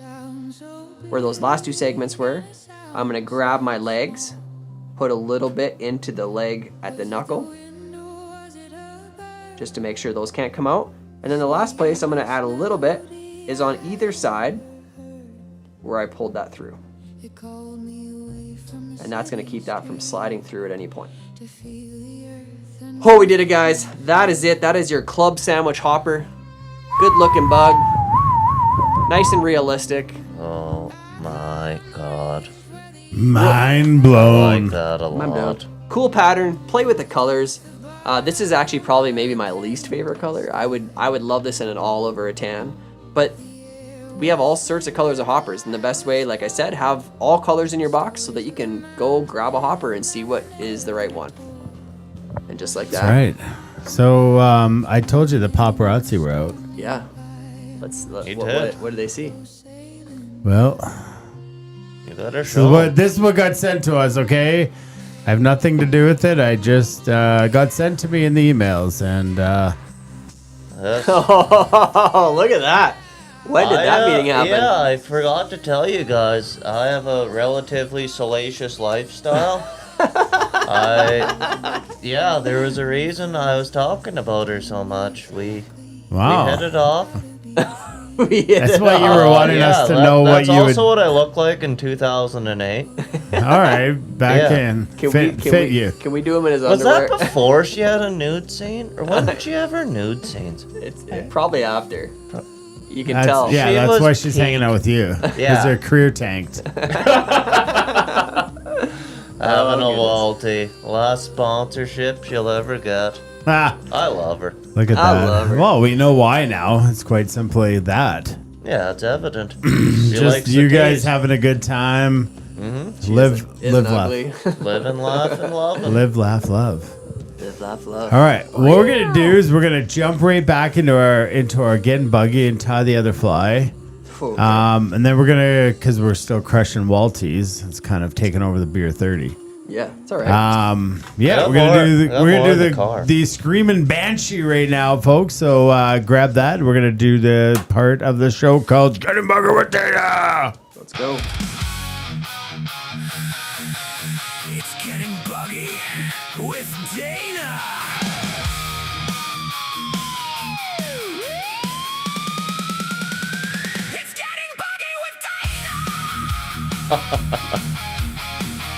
So good. You're gonna know why I chose this raucous music.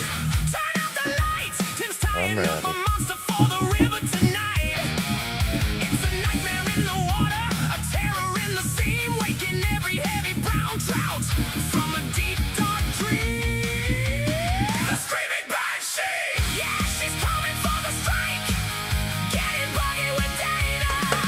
Do whatever she likes. Bing, bang, boom. There's a reason that our music was raging like that, because the Screaming Banshee is quite simply that. What is it? What exactly is the Screaming Banshee? Wouldn't you like to know? Well, that's why we're here with Getting Buggy with Dana, because this will be the third last. There was only be two more, time permitting, next week to do the Getting Buggy with Dana. Oh, it's all coming to an end, and it feels so like it happened so quick, and it's over even quicker. The hydroplaning caddis, okay? So that's why we had the music that we did, was because the Screaming Banshee. Well, legendary Charlie Craven from Charlie's Flybox in Colorado. Charlie looked at the old massive steelhead skater patterns like the Bomber or the Water Walker, and it had this forward-facing hair to wake across the surface. And he wanted to shrink that chaotic water-pushing action down into a tiny little trout fly. The result, well, he created a fly that is part humpy, part caddis, and part spinner. It floats like a cork all day long and skates across the current unlike anything else in your box. What was the fly I told you I thought it was like?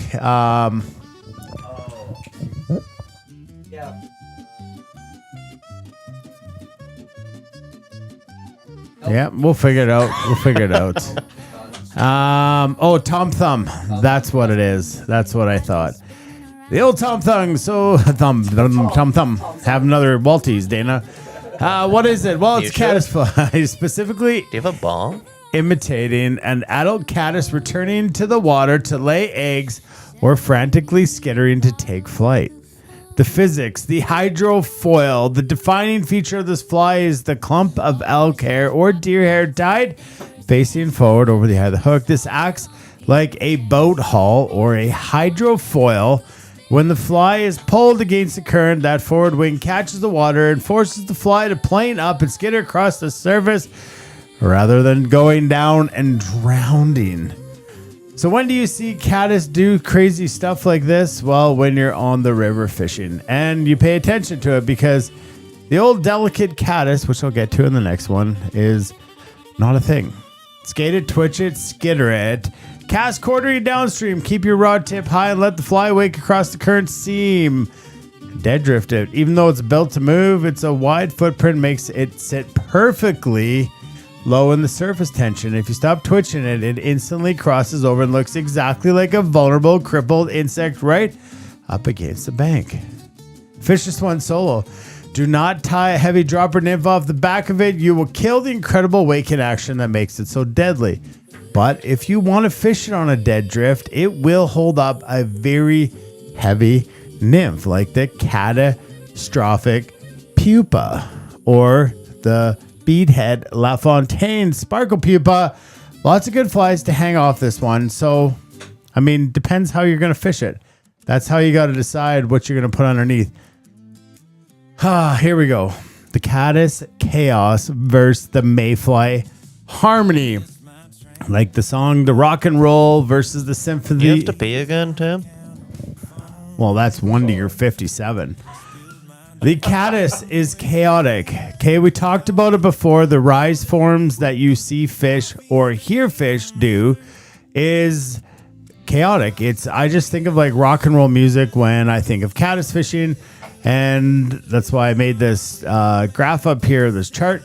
It's like the mayflies are so delicate and beautiful, and they get stuck in the water when they come up, and their wings come up as they dry their wings, and they float so beautifully down the water.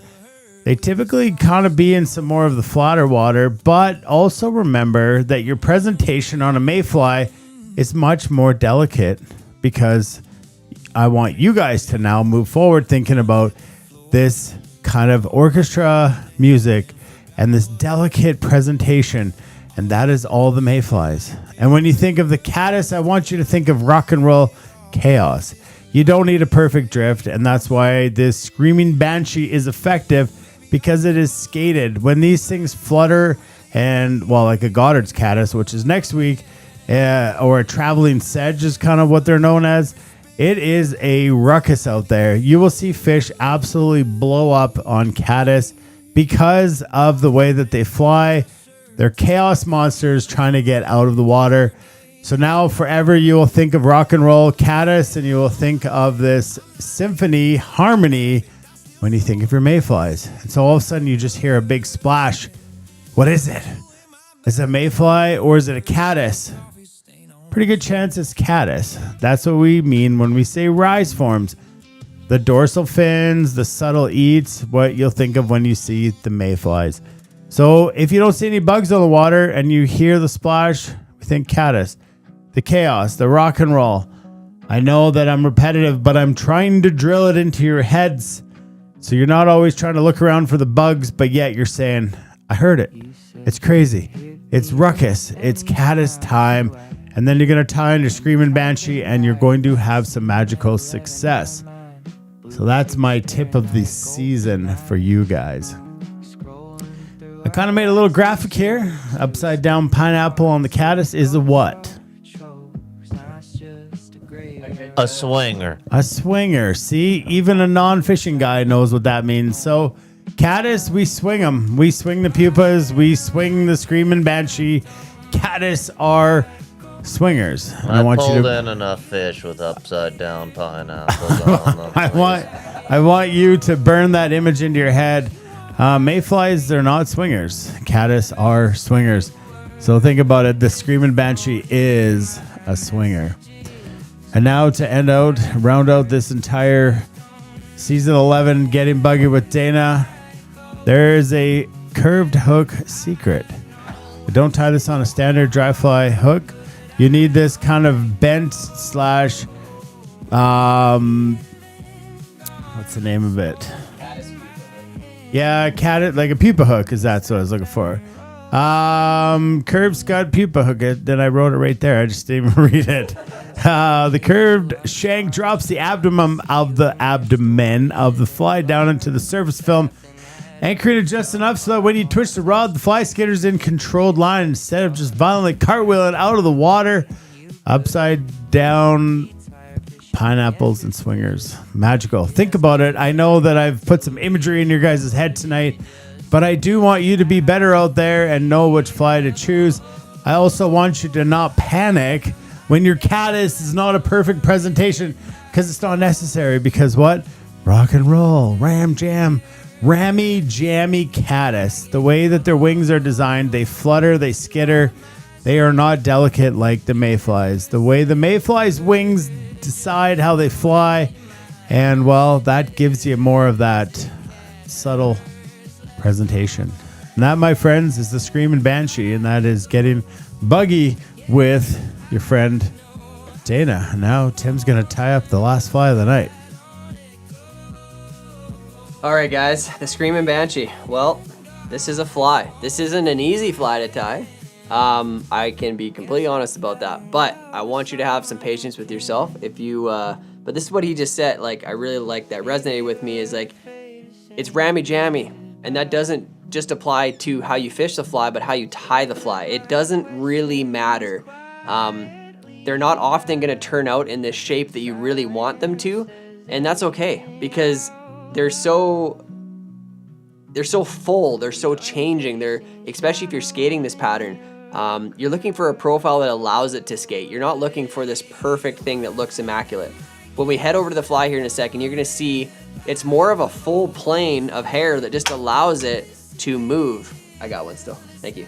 And that's the beauty of this fly, is it just creates this wake in the water. It looks like this spent caddis. It can look like so many different things, but it's just something you got to try. And when it comes to tying it, have some patience with yourself. We're working on a small hook with deer hair. That's never an easy combo. Let's head over to the fly, take a look. The Screaming Banshee. Okay, first bottom view. Okay, makes sense, right? I got this wake creator, or the thing that's gonna keep it up on top. We're gonna tie it in Charlie Craven's like original tying style of this fly. I think people get frustrated with this one, so they've come out with easier ways to tie it. But we were not gonna let you get off that easy. We're gonna take it a little on the tough way, okay? Side profile, right? In a way, you're looking at this, all of a sudden it's like, oh, that almost looks like an emerger, right? Like, oh, some body's extending into the water, the hair just kind of holding it there. Why isn't it just a parachute? All these things are so that this fly can move on the water, okay? A lot of hair doing a lot of things here, but we're gonna take you through it. I'm gonna pop this guy out of the vise.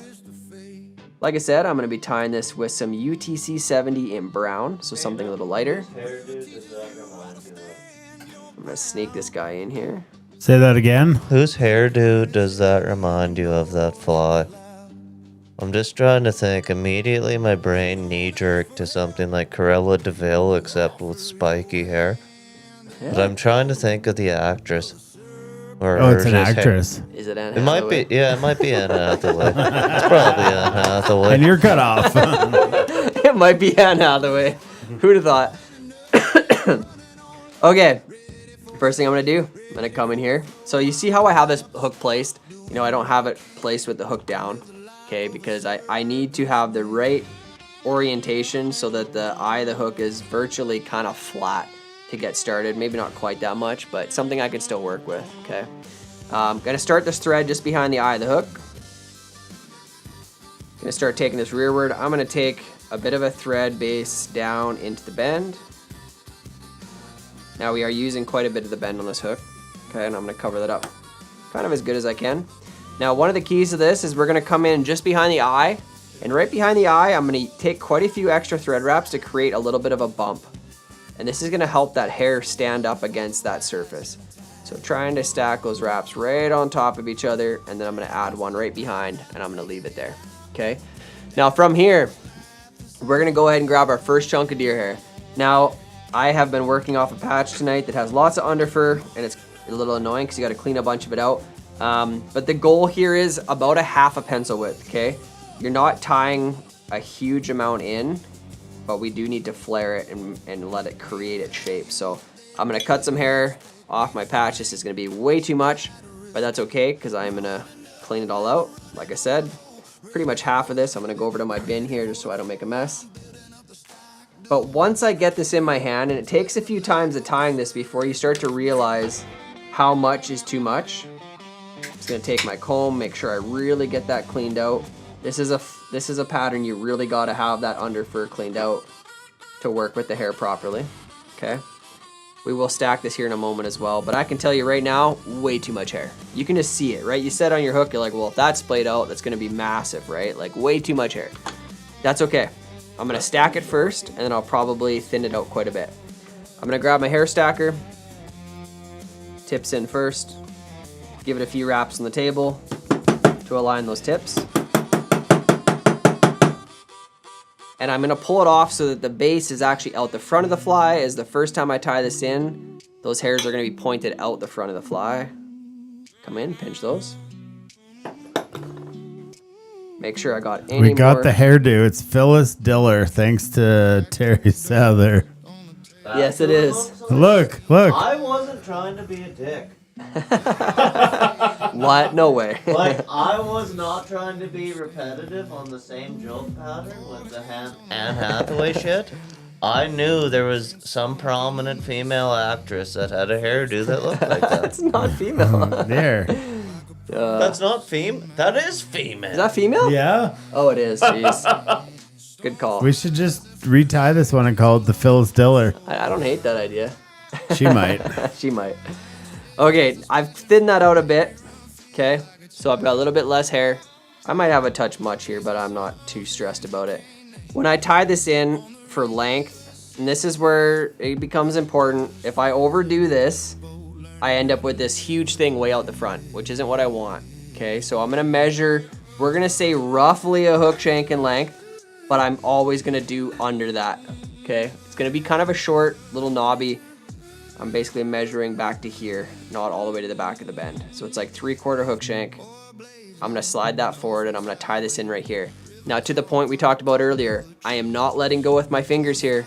I need that to stay right where it is, right on top of the hook shank. Little clockwise or counterclockwise spin, depending on which hand you tie with. Right up and over. I'm going to take a few thread wraps, start to tighten that down a bit. You're going to start to see it flare, but I'm not letting go with my fingers yet, okay guys? Important that I don't. Now what I need to do is slide my fingers back slightly and start creating increasing tension wraps as well as a space of just thread. Roughly an eye length to 2 eye lengths behind the eye, or in length of the eye, okay? You see how I laid that little thread base down there? I can always kind of come in here and slide that hair forward towards the eye, but I created that little dam on purpose. I want that to hold that up out of the way. We don't need to crowd the eye. Now, a few more thread wraps here, tighten down, okay? Now this is where a big decision happens, because eventually these long pieces of the hair are gonna get folded back up and over, and if I overdo the amount here, I'll never get it all back through when I have to tie my next set of hair. So I'm gonna cut the majority of this hair out. Okay, so I'm gonna lift up on this. I'm gonna start to separate it out. That's probably pretty good. You're looking for like a dozen hairs here. So I'm gonna pull all this hair up. This is gonna be the hair that I work with out the back, okay? So all of this stuff here, I'm gonna come in and I'm gonna cut that off about as close as I can, like so. Now there is genuinely about a 30% chance that this fly blows up on me, and that seemed to be fairly normal in preparation, so I wouldn't expect anything different.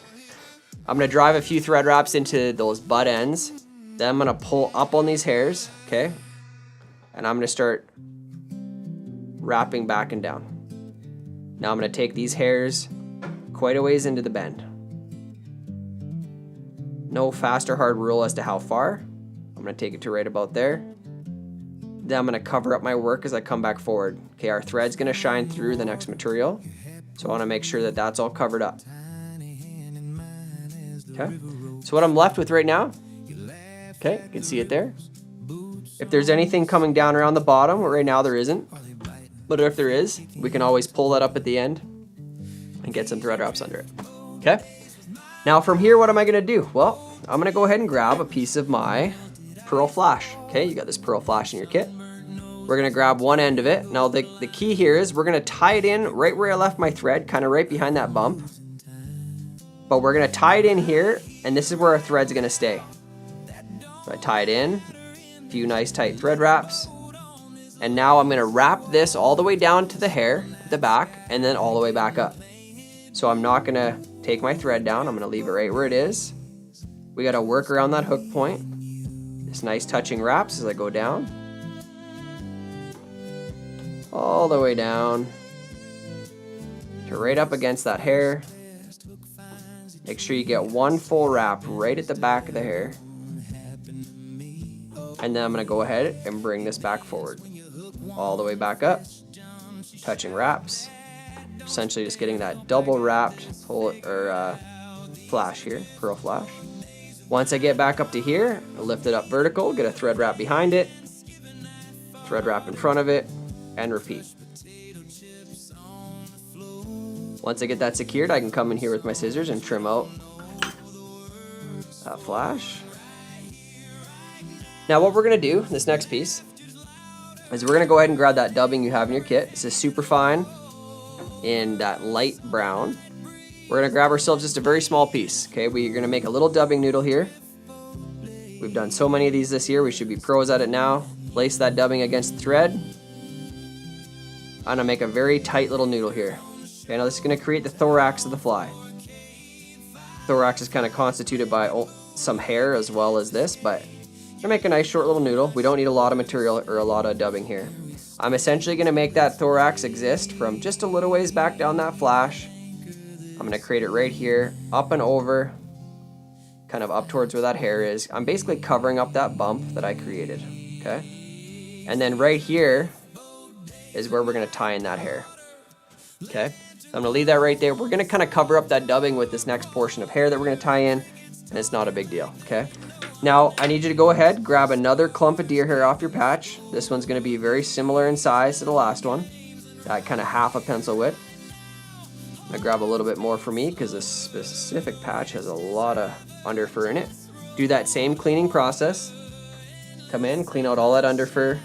I kind of go manually with my fingers first, then I come in with my comb, just a little comb like this, and a fine tooth comb, and clean that out. We are going to stack this hair again. And kind of no matter how much hair you have, I recommend that you stack it first before you thin it out. I know I have too much hair, but I'm first going to stack it, and then I'll kind of thin it down as I need to kind of create that half a pencil width. Get it in my hair stacker like so. Tips first. Let's wrap it on the table a couple times. Now this one we can take the base off, pointed back and down. Okay. Got any little flyers there? I'll pull them out. Grab this. Now I know I have too much here. I can feel it in my hands. I actually probably have twice as much as I need.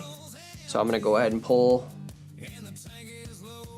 some out that I'm not going to use. All the while I'm keeping those tips pinched. Like so. It's going to be pretty close to the right amount. I got to make sure I have all that fluff out. I'm going to do one more double check on it. Looks good. Okay. Now when I measure this one, oh, this is the hard part. This is the hard thing to gauge because it seems like we never quite get this right. We need to measure this so it's essentially the same length as the front wing. This one's going to fan out wider, but I need to measure it so it's basically the same distance. Okay, the same length and distance. I'm then going to switch hands. I'm going to trim that off because I like to do my pre-cut first. All the while I'm pinching into my fingers so it can't go anywhere. Okay, that's a big key here. Then I'm going to set this right up on top or just in front of my dubbing, preferably just slightly in front. I'm going to come right up over top. Now I'm not going to let this spin around the hook shank at all. I'm going to pinch it right up on top. I'm going to drive some thread wraps into it and secure that hair. Okay? Now I find every time I do this, even though I feel like I measure everything the same, my back ends up being a little longer, and I actually kind of like in the end how that plays out. So don't stress about that at all. But what I do need to do before I do anything else is make sure that that is uber secure, okay? I need to make sure that all of that's locked into place and that deer hair is not going anywhere. It's one of those reasons I like to trim first because I can drive thread wraps into that butt section of that hair, okay? Now the hard part here, if you look at this from the top side, I essentially need to take a bodkin, the tips of my scissors, whatever, and I need to split that rear portion of hair basically in half. So I'm pulling half to one side, half to the other side, okay? And then this hair is gonna get pulled through there and tied off, and that's where the fly is gonna end. So the best that I can, I'm gonna come in here and try to make a pretty even split in the hair. I like to kind of put my scissors right down the middle, and I'm essentially just kind of pulling the hair over and creasing it so that it wants to spread one way or the other. So if you look at it from the top, it's starting to kind of separate for me, okay? And that's the goal. You're never gonna quite get this perfect, but you're going for a general shape here. Okay, once I get that separated, I'm gonna come back here, I'm gonna grab all of these long butts of the hair that I had back here, and organize them together. Okay, if you have like a one flyer, it's not a big deal. And I'm gonna come up and separate that hair. And while pulling that forward, so now you see I've got that nice splayed hair. I'm pulling that deer hair forward, I'm holding it tight, and right where I left my thread, I'm gonna work around, come up and over. I'm gonna let my bobbin hang, make sure that that hair is stacked right on top, and I'm gonna start to pull some tension. This would be an extremely bad time to break your thread, okay? So be very careful here. Pull it tight, work your thread down and through, even go in between a few of those butts to lock them into place. Okay. Now what I need to do here is I need to come in here and grab those butt end pieces out, and I'm going to trim them out nice and close. I'm going to take a few at a time because they do move around a bit, so I want to make sure that I'm not trimming out any of those important hair that I want in there. So I kind of got to separate them away from the group and get those guys trimmed out. That looks pretty good. Okay. Now before I do anything else, I'm going to prune and move this stuff around a little bit. But before I do, I'm going to pull everything up, and I'm going to get in front of that front hair. Okay, so I'm lifting this up so I can expose the eye of the hook. And from here, I'm going to throw some thread wraps up underneath to create that nice upward bend in that hair. Once I got that, so it's sticking up a little better now, I can come in here, whip finish, or I'm going to take my half hitch tool. Get a good knot on here. Now hopefully if we did this properly, we've kind of got an even spread of hair on either side that we split. The key here is you don't have to overdo it. There's a temptation to want to make a really bushy fly and to create too much hair. We just need enough that the sucker's gonna float. And I did break off a few at the back here. I knew that happened, so I'm just gonna come in and trim those out. So what I'm left with is this nice splayed appearance. Now you can see what's gonna sit up on top of the water. You can see how that's gonna skate because I've got kind of that 45-degree angle because I drove some thread wraps under at the end. Now I'm a bit nitpicky, so I do have a hair under here that kind of went on its own, so I'm gonna come in here and take that out. And while it's upside down, I'm gonna put just a touch of UV resin in here. We haven't seen Rosina tonight, so we probably should give her a She's moment. always waiting. So I'm gonna put just a little bit of resin right on my last thread wraps. Oh, Rosina's the resin. Yes, you got it. We didn't have to What's tell him this the story. cat's name? Gord. Word. Gosh. There's Rosina on the I wish screen. you said Anne. It's Anne Hathaway. Kinda. Asian anecdote. Anne Puss away. Just like that. She loves it. Old gourd. And then you're just gonna play with that shape a bit. You want to spread it out. You want kind Yeah. of like a full encompassing space. If you have any hairs that are kind of driving you nuts, just go ahead and trim them out because the fish don't care. Well, the truth of the matter is that Tim cared, and you were so stressed about this, but look at that. That's a good looking fly. Look at that. Look at that. Absolutely. Wall tees. That, The courage It was- to tie the flies you don't want to tie. Yeah, that's right. Anne that's Hathaway okay. and Walties. Flawless accuracy. I'm actually really Walties. excited for this fly because I think it's so outside the box and I didn't totally understand the concept at first until I started tying it and thinking, Yeah. I've skated And then, tries yeah. for steelhead, Clients and this is have, clients have skated flies a lot. yeah, but now they have a reason to. Yeah, now it's not because they didn't mend. Yeah, it's like for salmon fishing and stuff. Yeah. And the skating. Atlantic salmon flies. Yeah. It's great And then steelhead. and then you just watched Getting Buggy with Dana and the whole world made changed. sense. The whole Fishing for well your trout. done. Well done.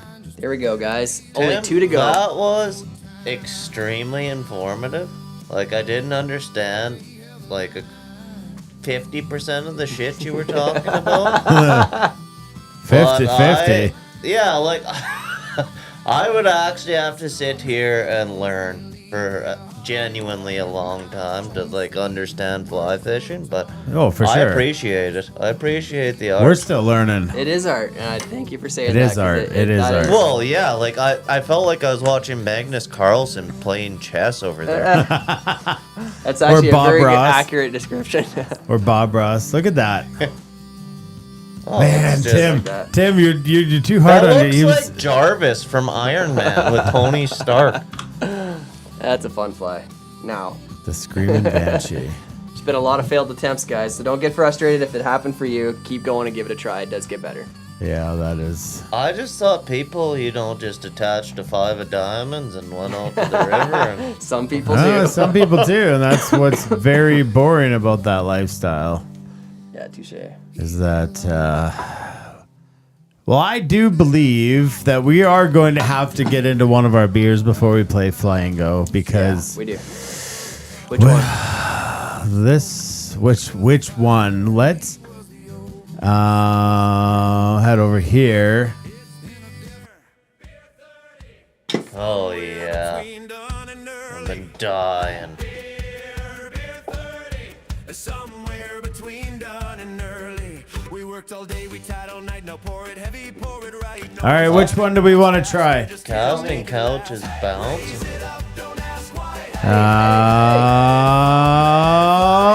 Since we're only doing one, let's crush The Symphonic Chronic Double Haze 9% Oh IPA. my god. Pineapple Express. Look how tall the can is. Well, we got 3 cups because everybody in the house is going to be trying this. So here we go. Honestly, like there's tall boy cans and that's like I couldn't believe that. We got this in Montana, remember? I remember. That's Arizona iced tea can on steroids. All right, so what are we drinking? The Symphonic Chronic Pineapple Express, the heavy hauler. This is from Deschutes Brewery. Where's this from? Bend, Oregon. Oregon. Oh, it's from Oregon. Where the Yeah. Deschutes is. Oh, yeah. Well, makes sense. It's your fly fishing guy. I know. Sorry, I don't guide there. The style of this wonderful beer is a double hazy New England IPA with an ABV of 9%. So that's a jammer. The vibe. This is the massive aggressive streamer bite at the end of the day. It is a spellbinding double IPA that has hard and leaves an impression.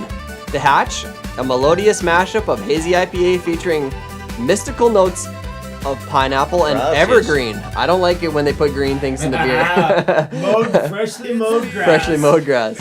On the palate, it kicks off with juicy, zesty pineapple flavors and dank, piney hops. At 9%, it has some noticeable warmth and a full-bodied texture that lingers long after the sip. This is not going to be my beer, I can tell already. It is best paired with the boat ramp celebration. You do not want to drink this 9% heavy hitter while you still have to navigate the technical water. Just get the dog water. Oh, you want that microphone? Is that one? Oh, what? Oh, that's why. Oh, now I sound great. Yeah, Sorry, now you guys. sound fantastic. Oh, this is gonna be hard. The Pineapple Express. This is 9%. Yeah. Well, double IPA.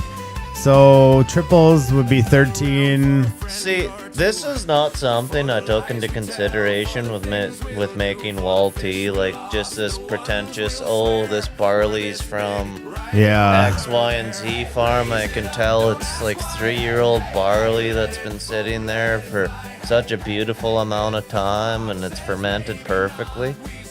And I can't wait to try it. Don't get me wrong.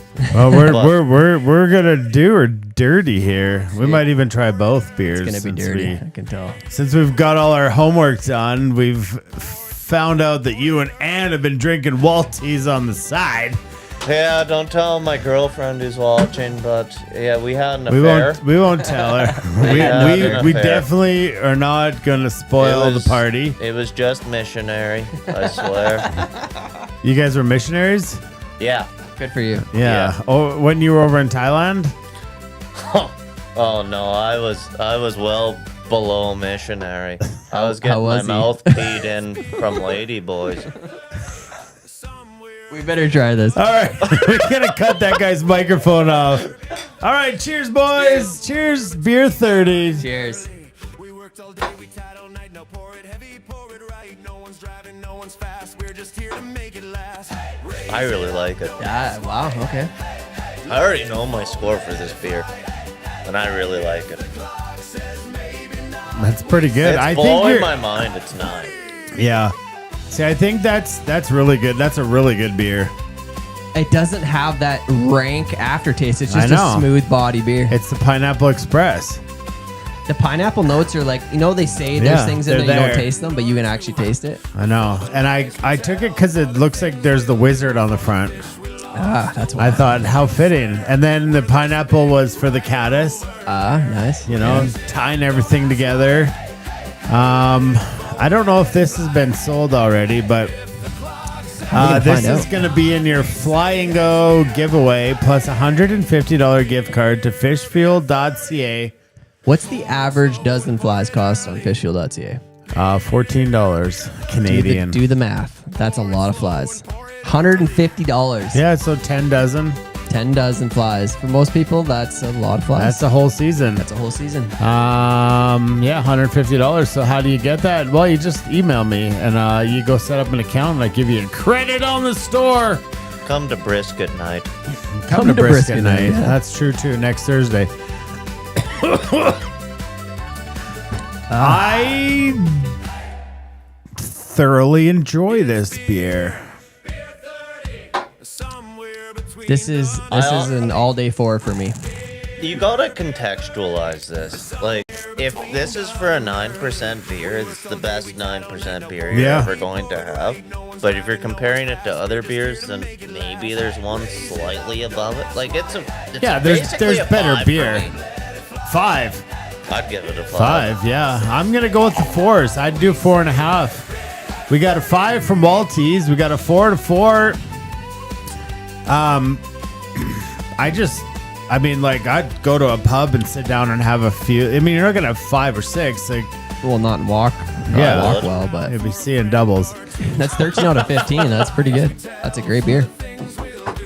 I think that's I think we've had a lot of success on this show with the double and triple haze IPAs. It's the singles, I think, honestly, that really grab you in a not good way.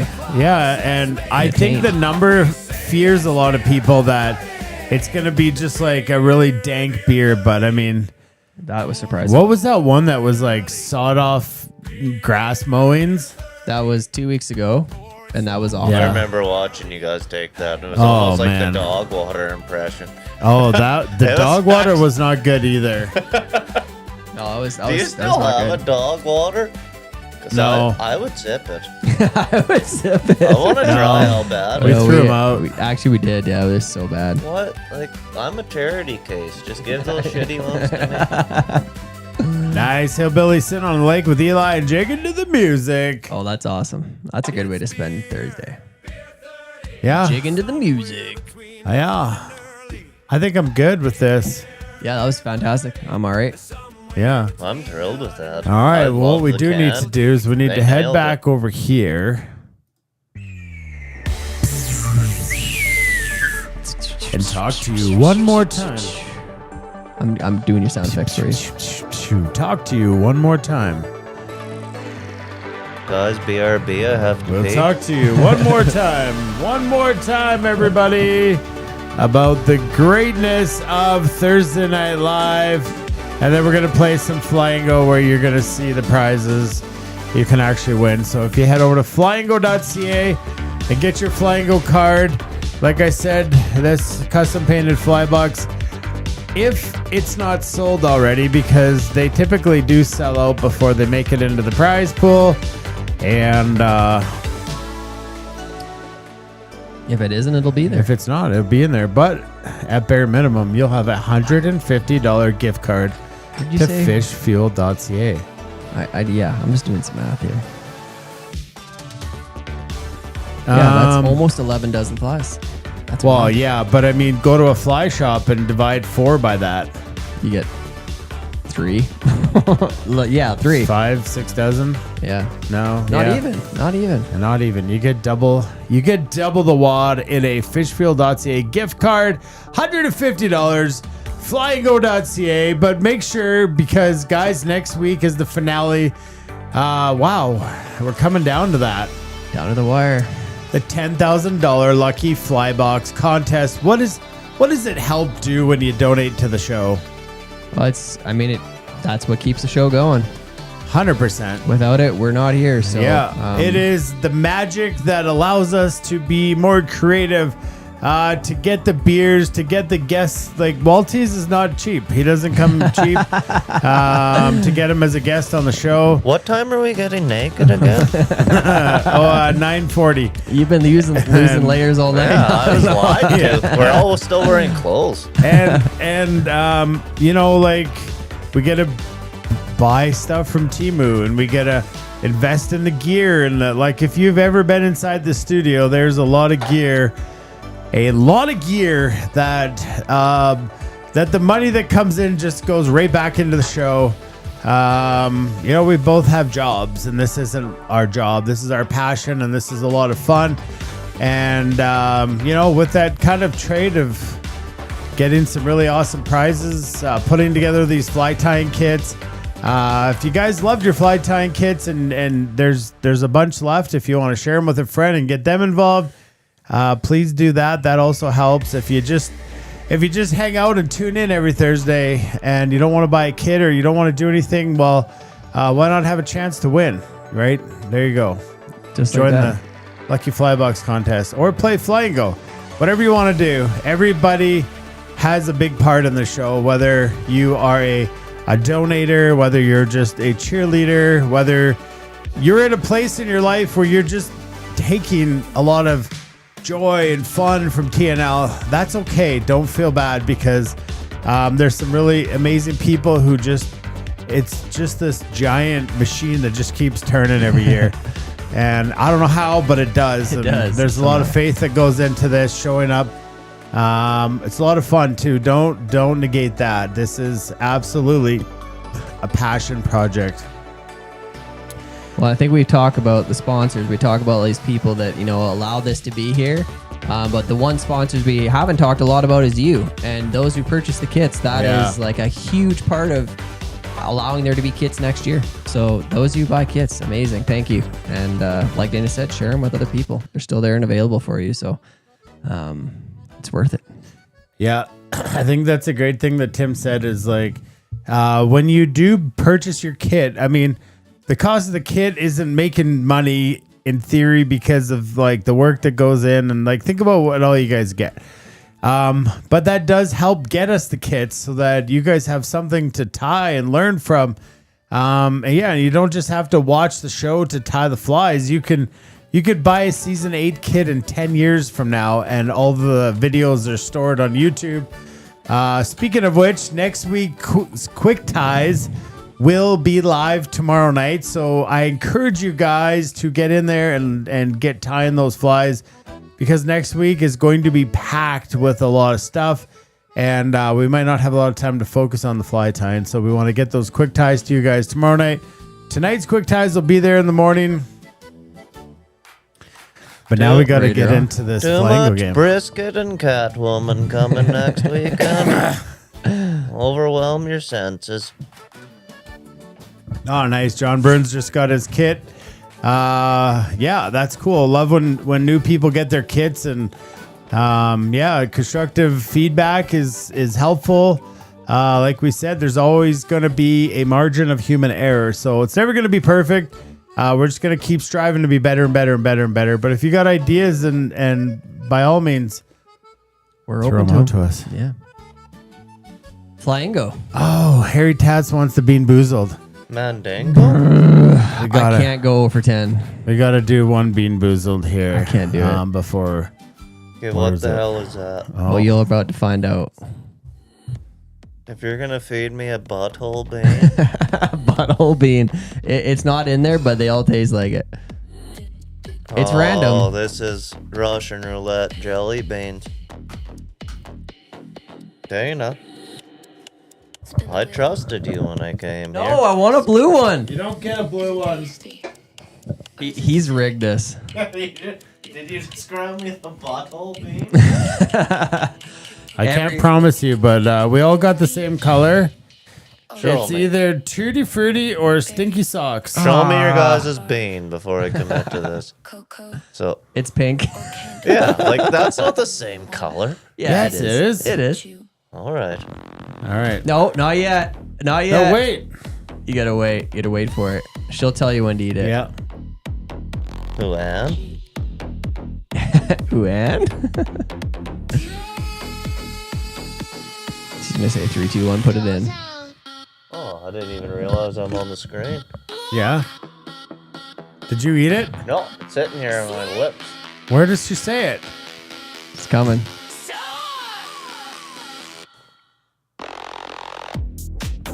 I think we should just eat it. All right. Okay, 3. 3, 2, 1, put it in. Come on, baby. You threw it on the ground. Pick it up. Pick it up. I know what you've been doing. What's it taste like? Is it good?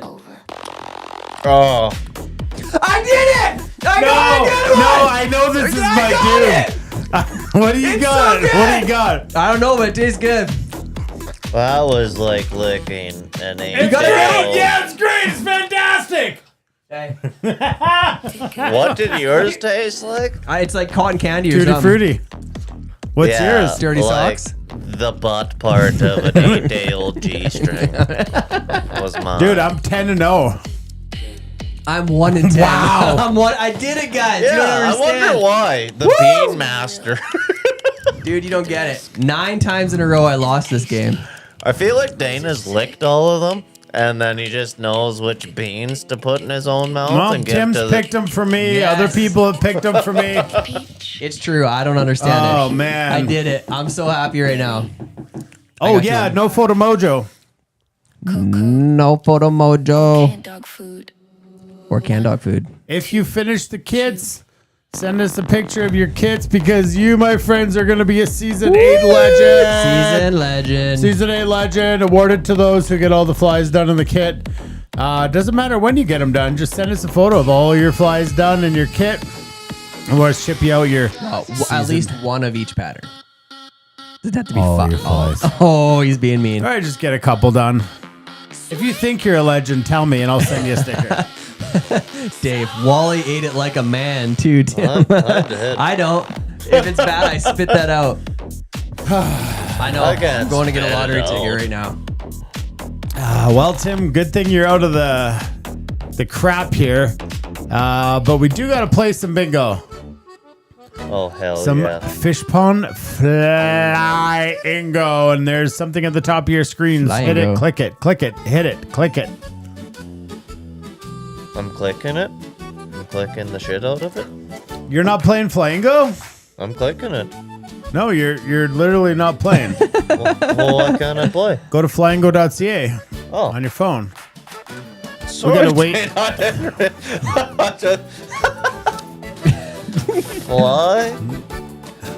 Flyingo.ca. Well, sorry, Dana, I'm so stupid. No, it's just challenged. Oh, that was good. Entry So that's what it tastes code. like. So that's what a jelly bean tastes Taste like. of victory. I wouldn't have said tutti frutti or whatever it said. It was like cotton candy to I'm me. waiting but- for a code. Yeah, it'll probably be in your junk mail. That's good. Oh, 115 bingo players. This is our largest bingo pod I yet, got boys it. I and got girls. it. I'm coming. All right, we're not gonna play. Well, we can't call a couple here because I'm well, about to come. can call 3 at least. yeah, we enter could the call a arena. couple. All right, the first one here is Oh, I'm a Sulfur Comparadon. The Sulfur Comparadon. I'm a fanatic. Yeah, you got to pick your username. You got to pick all your good stuff. Call sign too short. Oh, I see. Okay, guys, remember if there's technical difficulties, you do what? You don't even need to play the game on your phone. Just screenshot it, print it, and then just tell us what your card code is. That's why we still got the live chat here. Yeah, and then what we're going to do for the tiebreaker is we're just going to put you into the win spin wheel just because of the issues that we've had with the tiebreaker people. And so that's just one way to kind of end it quick. If you do have a Captain Clutch, well, you've got immunity and you don't have to go to the Doors of Doom. And Wally had a question. He said, what is this wizard thing that took place? So maybe, hopefully, I hope we'll see it again tonight. And the next call is the Polish pheasant tail. We've got 2 calls out. We're going to call a third one here right away. Is that what I clicked? Are you playing the game or just taking I'm your playing time? the game. Okay, is no, it I working? clicked Polish pheasant tail, and then it said I was waiting for the host. And let's see what my phone said. Yeah, He's so gonna bingo you've got it. Yeah, now watch. Spin to win. Lady McConnell Midge, did it show up? Bling. Yep. Look at that, it works. Lady Midge. Brand new player on a Sam Wong. Sam Wong. I'll never change. Yeah, There'll see be Hillbilly nothing that says, who converts needs me immunity? ever." Yeah, that's that guy. Who needs cookies? All right, we've got 3. This next call with the amount of players could surmount to something unsurmountable, which could quite simply be a bingo on 4. Next up is the Atomic Worm. So we do have the Atomic Worm, the Lady McConnell Midge, the Polish Pheasant Tail, and the Sulfur Comparadon. Wow. I do not know if that fly box has been sold because Matea's at practice, so I cannot check her thing. But if it has sold, it's not for you. If it's not sold, it's going to go in this week's Flyingo winner. Plus $150 to fishfuel.ca. Hey. Holy piss cock. All right, we just got to softly wait here for 116 players. Okay, what am I supposed to click again? You're supposed to click on it when only it turns if green. it turns green. Like we're just waiting. We're just See, waiting. like- See? I'm too stupid. No, for you're even not. fish You're bingo. playing it right. You're playing it well. Yeah, I'm playing it strategic. I'm obviously All cards right, to we're my chest. gonna throw another one out there. Gallup's found link. Not on my card. You got a bingo? Oh yeah, no, not on me. I've got All 3. right, just checking, just waiting, just checking, just waiting. Is it working still? I'm ready. I'm gonna kick ass now. Think of all the spinners you can buy on fishfield.spinner.ca. I feel like my neck is elongated in this. See, that's why. frame here. Like I It's- look like Big Bird. It's and the wife beater I have long. like FAS. Like my body is pretty shrunk down. Well, I kind of look. Do we need to daunting take right you off? now. Do we need to take you off the screen? You just can't stop looking at yourself. No, like I kind of appreciate it. What's this like, guy doing in a mirror? Obviously, I don't know.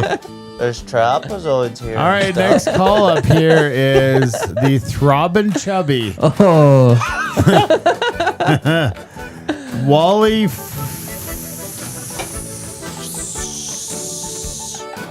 and Anne Hathaway.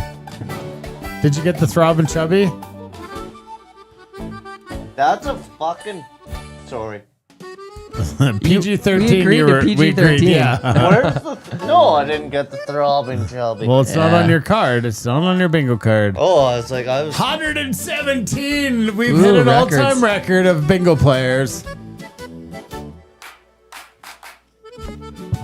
Sorry for swearing. That's not what this brand represents. I also wanted to apologize to Dana because I may have peed in the toilet and not flushed right before he went to go pee.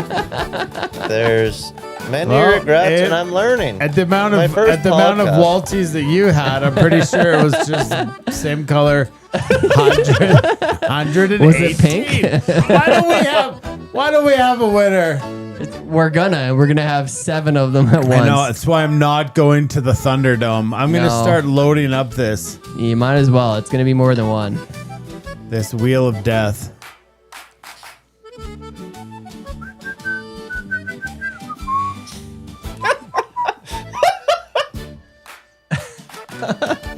Look at his photos. I printed him I out. know it's too He just good. loves it. Tim's Put them on your awful. fridge. Oh, What's well, burning? one of them's got to stay here up behind us in the studio. No, that's going in your nightstand. Well, that too. There are no bingos yet. Wow. Come We've on. got 1, 2, 3, 4, 5, 6, 7 calls. Someone's got to be. Oh, there we go. Bad joke, Doug. Oh, And he hey! did it. He's got no immunity. Oh, good. Doors them. Put them in the doors. Doug, do you have immunity? I don't job, think Doug. you got yourself Captain Clutch. I mean, Doug's got everything else but Captain Clutch. Verify. Let me verify his card. I just want to scare him when he comes back in. What? I just want to scare him when he comes back in. Scare him? Yeah. How? Hide behind the door. Oh yeah. He'll be pissed everywhere. I'm gonna grab him. Oh yeah, we're gonna get this on camera here. Solver compared them. The club sandwich hopper was the bingo call. Bingo 697. Elaine Lee, we got you. I verified you. You do have bingo. And if nobody else has a bingo, Racer Raja 657 BD4, you got to let us know what your card number is. You got to let us know what your card number was. It'll say fly dash something, so we can stick it in here and we can verify it. So we can verify what exactly is going on with your bingo.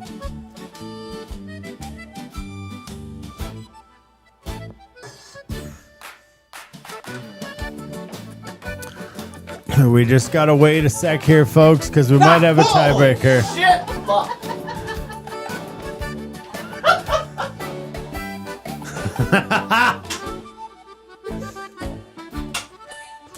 I've still got mine here. I'm good.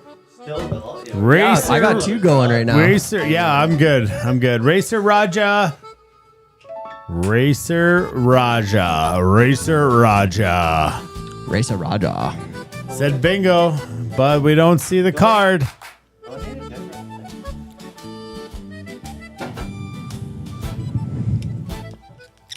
Hasn't come through yet. Trying to find my code on my phone. No, it just says it right on your game. Right on the top of your game, it'll say fly dash something. It'll say like fly dash 374 385. That's what we need. That's your player number. So, but we're still on flyingo.ca. Yeah, what's yours? What's yours right there? I am Goat Guy, fly-307. Yeah, so it just says it right there. It's easy. Nice. But like, this is a repeat game? Or Well, no, we're just waiting because someone called bingo and we're just waiting to get their card here and we're going to put a countdown timer on them.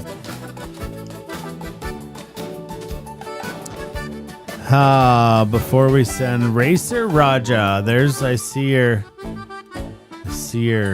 name pop up.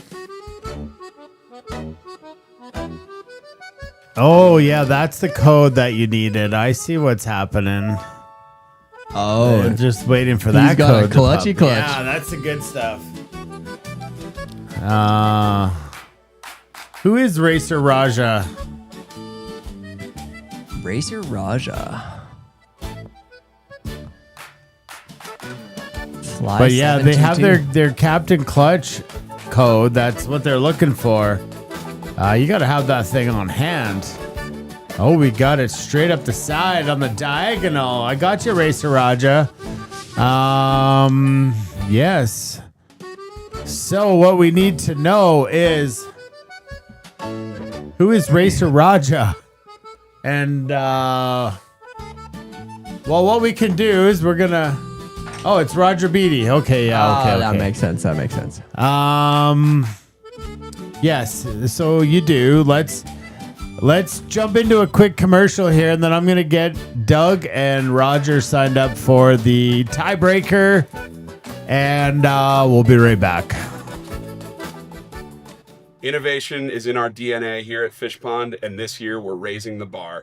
From the brand new Storm Shadow line with industry-first weather resistance to new Nomad neck models crafted for any application.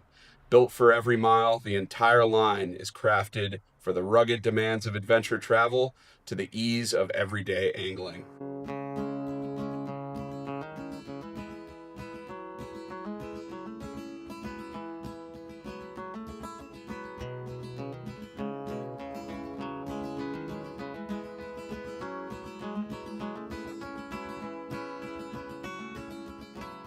Head on over to fishpondusa.com to find a dealer near you.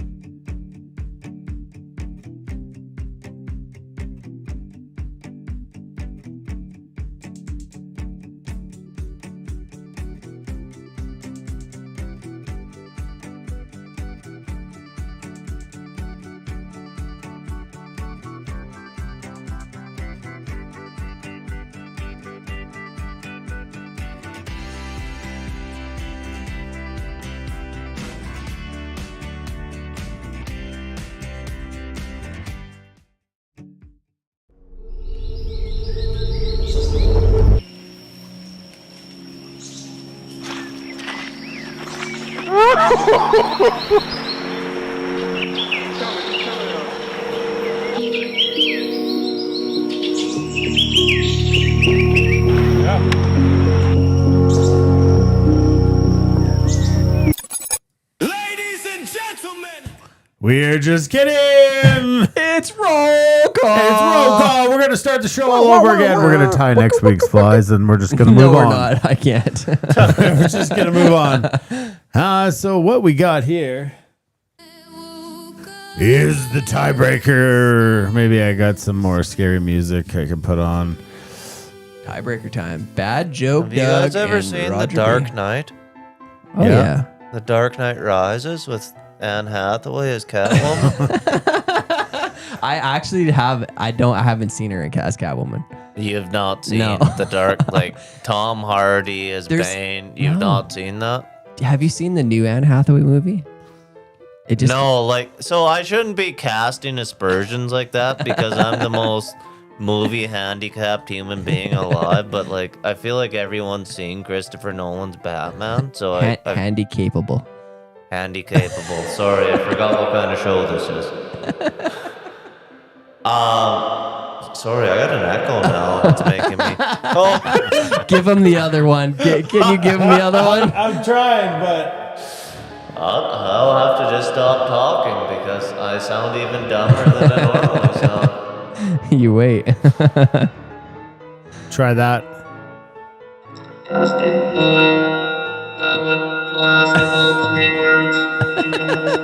He's just a robot. I know I can't figure out where the. Imagine listening to that, like while you try and like speak publicly or do this. Oh.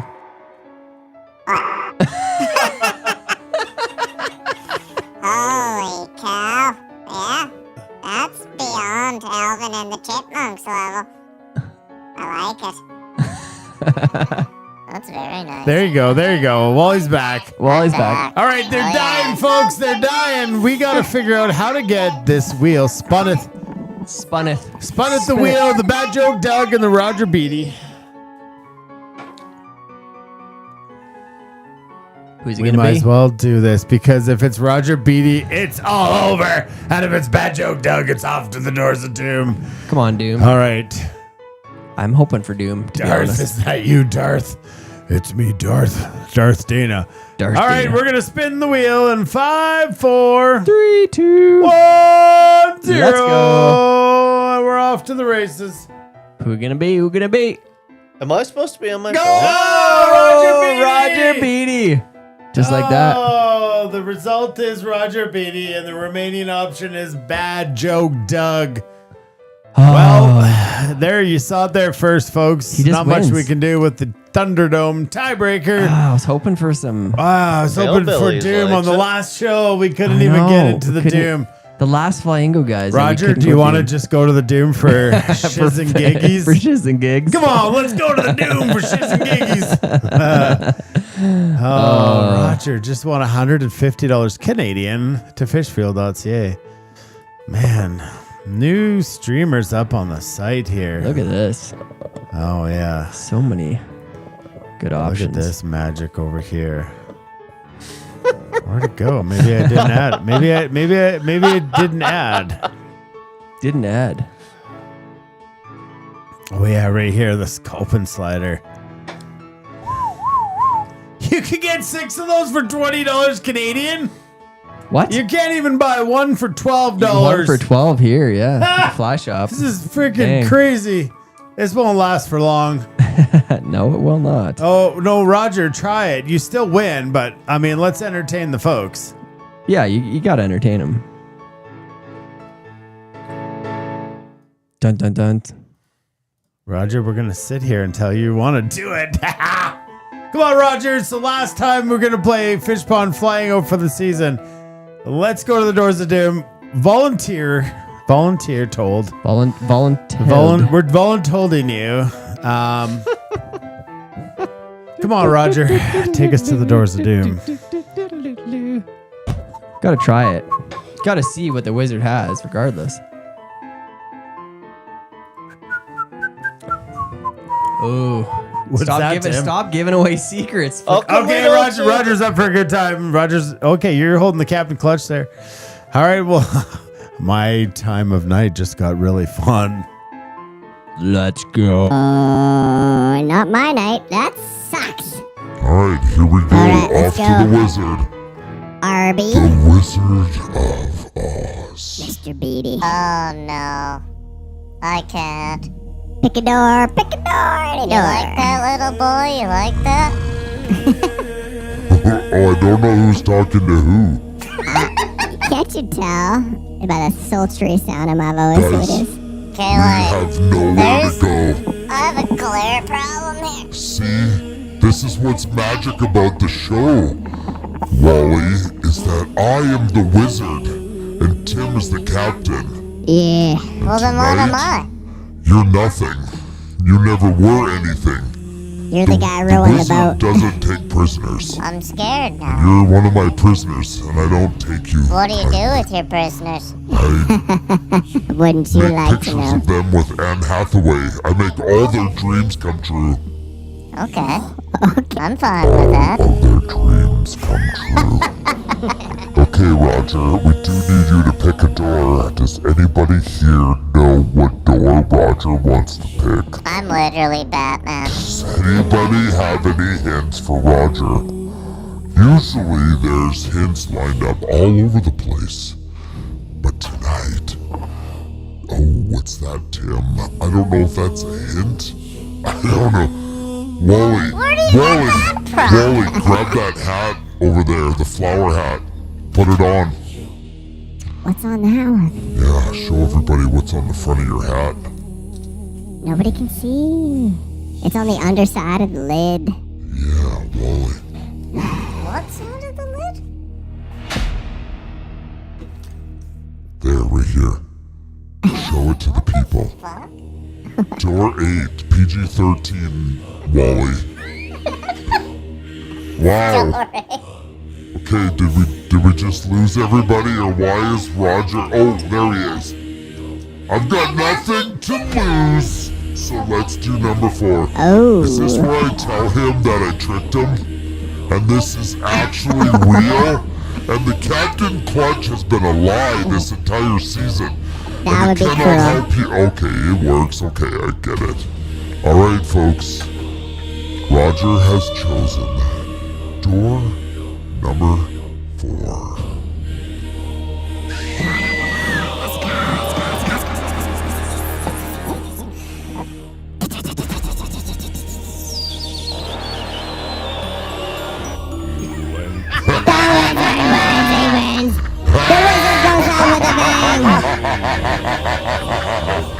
Oh, could you imagine if he did not have a Captain Clutch sticker?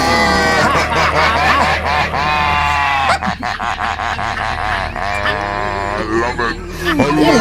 I love all of it. It's my favorite absolutely favorite thing in the world. Oh, it's such my favorite thing.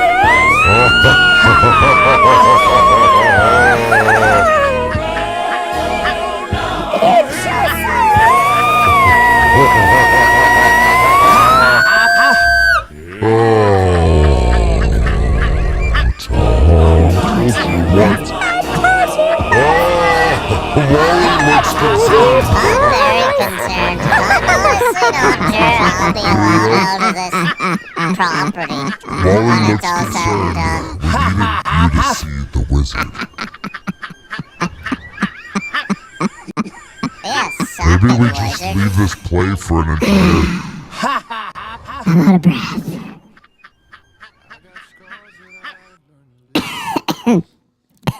I used up all my air. There. Oh, there we go. Back to a normal voice. I like the chipmunk Wow. shit. Yeah, that's good. Wow. Do Good you love stuff. the wizard now? See, I'm now- a big Wizard guy. Yeah, I know. It's fun. I'm It's Wizard's #1 fan. it's maniacal, but we also have wizard costumes in the tickle trunk. and Oh. sometimes we wear them. They're tight. We should Why have dressed haven't them we up. put 'em on yet? Yeah. Well, guess by the it's- looks of you didn't want much on, so we're just gonna take what we can. Actually, guys, I was informed this podcast was going to be performed naked. No And I topless. got here, and everyone was clothed. Yeah, and We were he's having like, pizza. No one was really getting into the erotica mode. So I just wore my pink. Yeah, like this was the most scantily clad I was allowed to get. Yeah, that's I was right. misinformed. That's right. That's fine. That's fine. Blink twice if you're okay. But truthfully, your look on your face when the wizard came on was Pretty fantastic. Oh, I'm in Yeah. Disneyland. I just can't get over your photos that you're going to be taking home tonight. Why don't you show everybody the souvenir that you've got from? So this is me and my girlfriend. Oh, Anne. And Catwoman. yeah, Should put her in too costume. bad she wasn't here. I could probably get an Anne. And my girlfriend. That's the same photo, bud. That same photo is just slightly less cut. You think he knows the mic isn't over there? That's fine. Just let him live. Oh yeah, I guess I was talking into nothing. That's all there. right. So this part of the show, the end of the show, the borderline end of the season Yeah, is one more. called "What's Your Win? What's Important Now?" And yeah, it's a really. I know there's been lots of goofy stuff going on and an absolute whirlwind of events. That's what we'll say. But this part is where we kind of end the night when we all share what's important now to you, to somebody else, and then we'll share. And then we'll go around and we'll share your guys' wins on the screen and we'll celebrate together. And we'll send each other off into another week before the end, before TNL is officially over for the 8th season. 8th season. Yeah. It's actually wild. Are you going pee again? Just yeah, like you guys. We should have had a counter because that's got to be 10. I told At least 10 He times. told me to put a counter up there. Maybe he's just out. See ya. Those are not his cans on there. So yeah, one more week. One more. Busy week, Tim. Raced here. Great, busy week. Got here on time. I was impressed. 20 minutes to spare. I know. I was like setting Wally up over them like, okay, this is how this works. And then I'm like, wait, Tim's here? I had FOMO without even needing it. So yeah, pretty sure we all know how this works. It's super easy. If you're new here, that's fine. If you're kind of the person, like I said earlier, that just sits on the outside and feeds off the energy, that's 100% okay. You need to do nothing more because there's a season and a reason and there's a moment and you'll maybe have your time to shine and maybe you just need light shone upon you. And that's what we're here for because we couldn't do this without the light that you guys shine on us continually.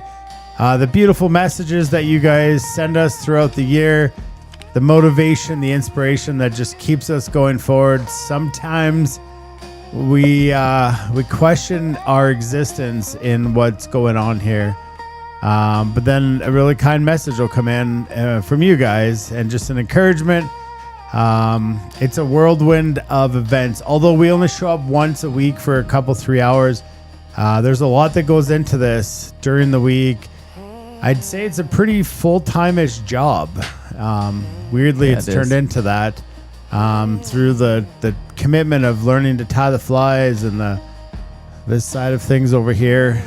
But we're grateful that that's what we get to do for fun and to bring a really cool community. I went back, was looking at some season 2 stuff and looking at some comments, and not everybody sticks around. Life gets busy.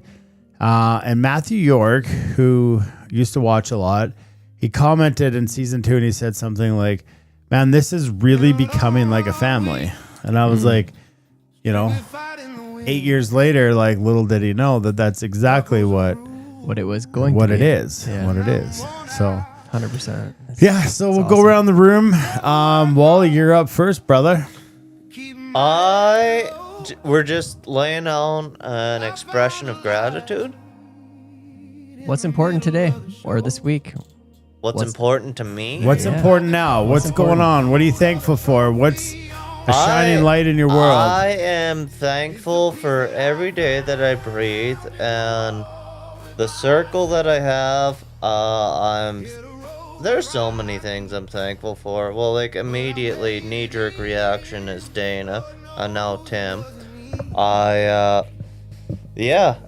could not be more thankful for my inner circle, my health, and this business venture. Like everything in between. Like I have one sour thing to say about my life, and I am incredibly euphoric about that and could not be more gratuitous. Beautiful. Well said. It was a frosty day that we met back in I don't even know when that was, but I was shooting a commercial for Trax Pub because they were trying to win Best Caesar of Canada. And shot the commercial, and then Scott introduced me to Wally, and Wally did the voiceover, and we just kind of hit it off. And we don't talk weekly or monthly. Sometimes it might even be a year. And then Wally reached out and was like, I mean, it's pretty cool when somebody reaches out and says, I want some help or direction or some insight or whatever with this venture. And it's like, yeah, it's pretty cool. It's really cool to sit here and hold this can, knowing our conversation back in like November or December.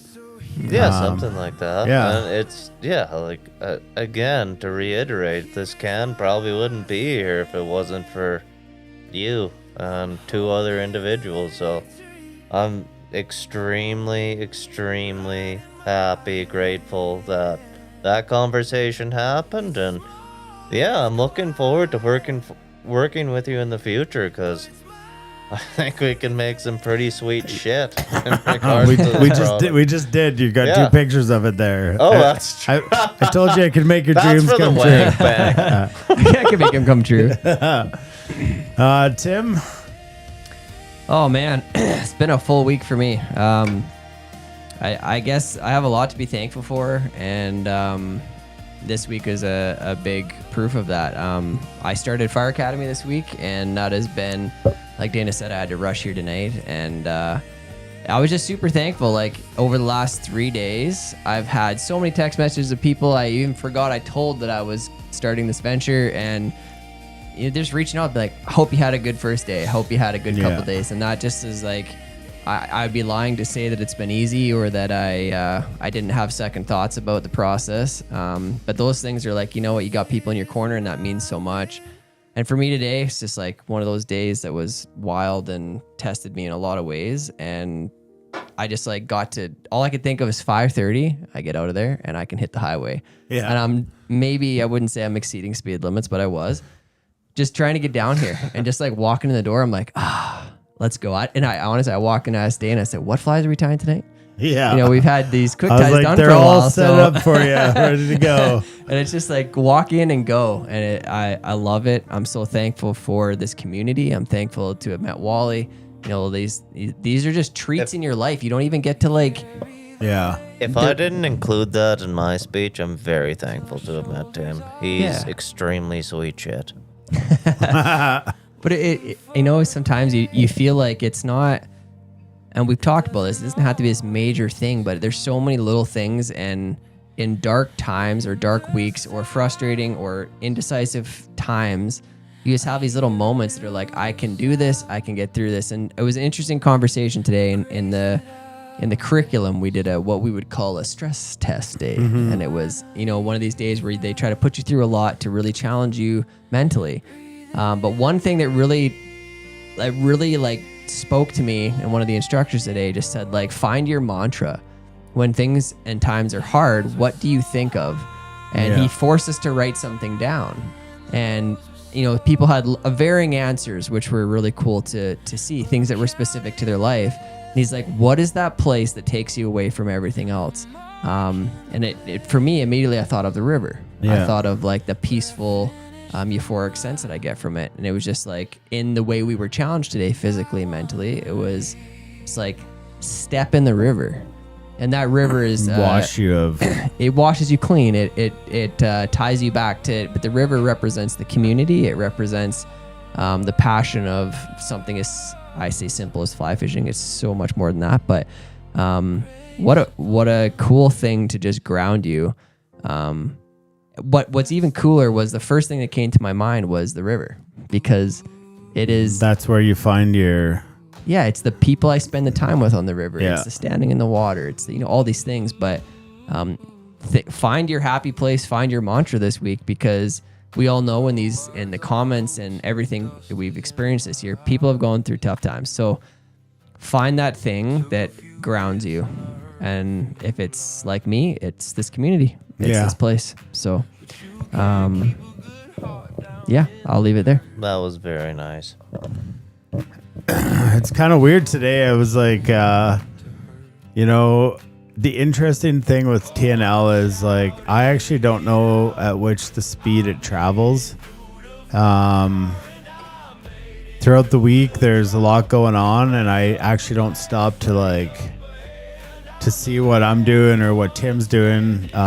If you guys ever saw us work together, I truly haven't seen something greater. And I'm not trying to be cheesy in that statement. It's just like, we both know our roles. We've talked about this for many years. I'm not trying to jump over there and express my magical skills in fly tying, and I'm okay with that, right? Because we have one of the greatest fly tyers and educators sitting right here, and we use them. And Tim doesn't try to jump over here and do all of this stuff, because that's not his skill set. And so as we go forward into the week, it's like, we just know that the other person is doing their job. And if you don't have a friendship like that or a relationship like that, whether it's at work or in your business, I think you're missing out big time.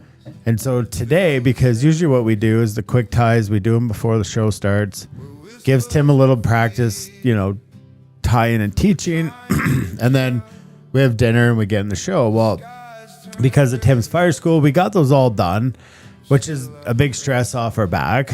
But today I was just like absolutely a lost puppy.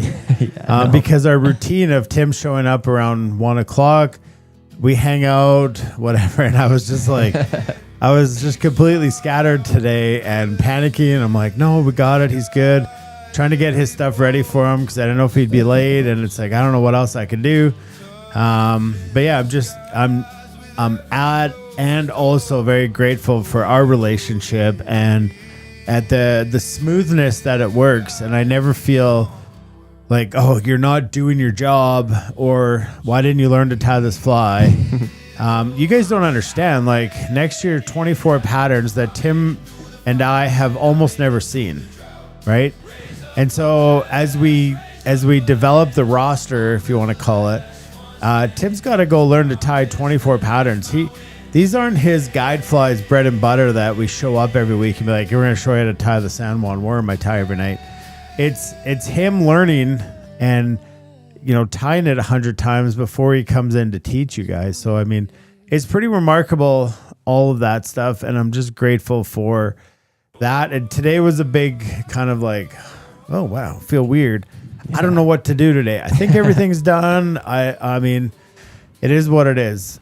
I am grateful to Wally for his venture of Walties and coming in and bringing us lots of Walties. And we're going to have lots for next week as well, which, he'll probably be here for some brisket. He said he's going to be marinating with his little poker. But yeah, I think what's really cool, and I just kind of wanted to touch on this a little bit. I've just been thinking about resiliency, different experiences and stories in life, in coaching and in friends and friends of friends and other people and stories.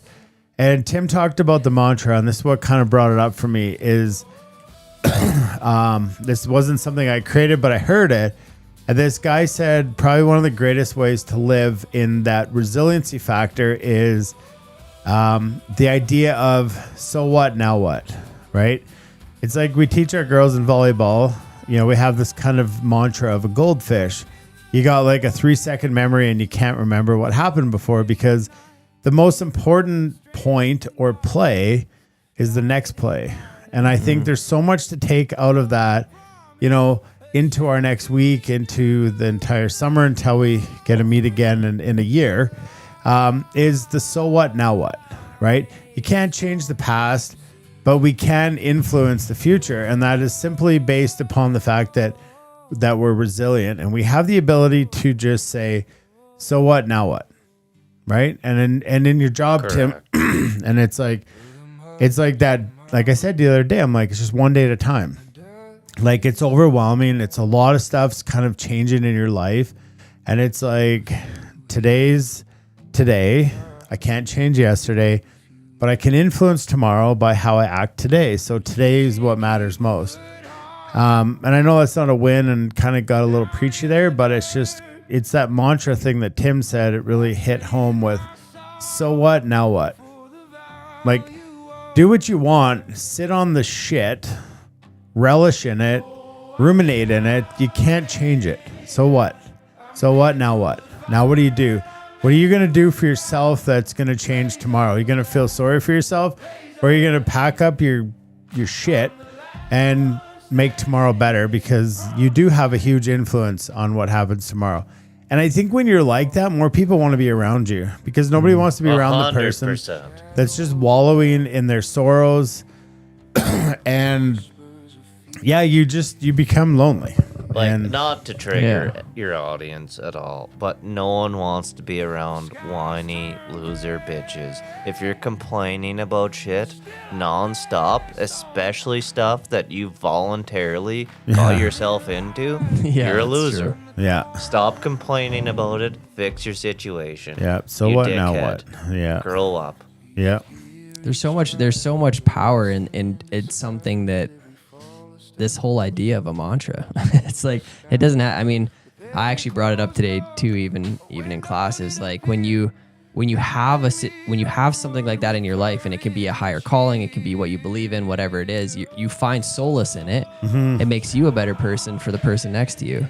It's like, it's just incredible. And I mean, just resonating what you said is like, I think we almost take for granted our relationship, the seamlessness of what we do, because we do it every day. Yeah. And then for me too, today is just like, I feel so frantic. It's like, I'm missing out, but we've done everything we need to do, but I'm still feel like I did the same it's all It's our day. hangout day. Like, what are we I doing? know. Like, I know change is hard. Like, at least in my age, your age, It is. whatever. It's hard for anybody. Like, yeah. yeah. The body, the brain wants to keep some sort of like homeostasis, and it's why change is. It's not like it's like that. There's a risk factor there, and your brain's a big softy. It doesn't want you to go out on a limb and try stuff, and that's where it takes courage. So yeah. there it is. So what now? What? So what now? What? I like So that. what? Yeah, I love it, I because like it's that like nailed it, Wally comment. That's talk about like coming over to your house for a free makeout session. Adrian will be here next week. He was gonna come tonight, so Fuck, I'll rub brisket all over his face. I'm glad you said face. all right, don't make us mute you. Okay, Harry Tads, this was a while ago, but so Wally, you're up first. You got to read these. Oh, if you can read, I didn't ask the you new about that. Morgan Freeman. Okay, have to go to bed. Love you guys. My win. Getting to teach my first hot towel shave class on Sunday. My brand Bloody Knuckle Cartel is slowly growing and becoming what I wanted. I don't know what that means. Well, she's a hairdresser, a barber I guess I don't know these terms. in Red Deer, on Gasoline Alley, because you've been up in the Red Deer area. Yeah, I live there. Martle? Barbershop? Yeah, Martle Barbershop. Yeah. Super. She was on a show a couple weeks ago. Oh, I like this. Now we're getting casting coaching. Scooter. What's- Have a get night. You mean what? You win only of have the to week. read one at a You're time. not. We got to mute him here. He's Scooter, win of the week. Headed out tomorrow for a little hunting. And what's hunting this time of year? Maybe turkeys? not Hunting sure excursion what they do with there. some buddies. Awesome.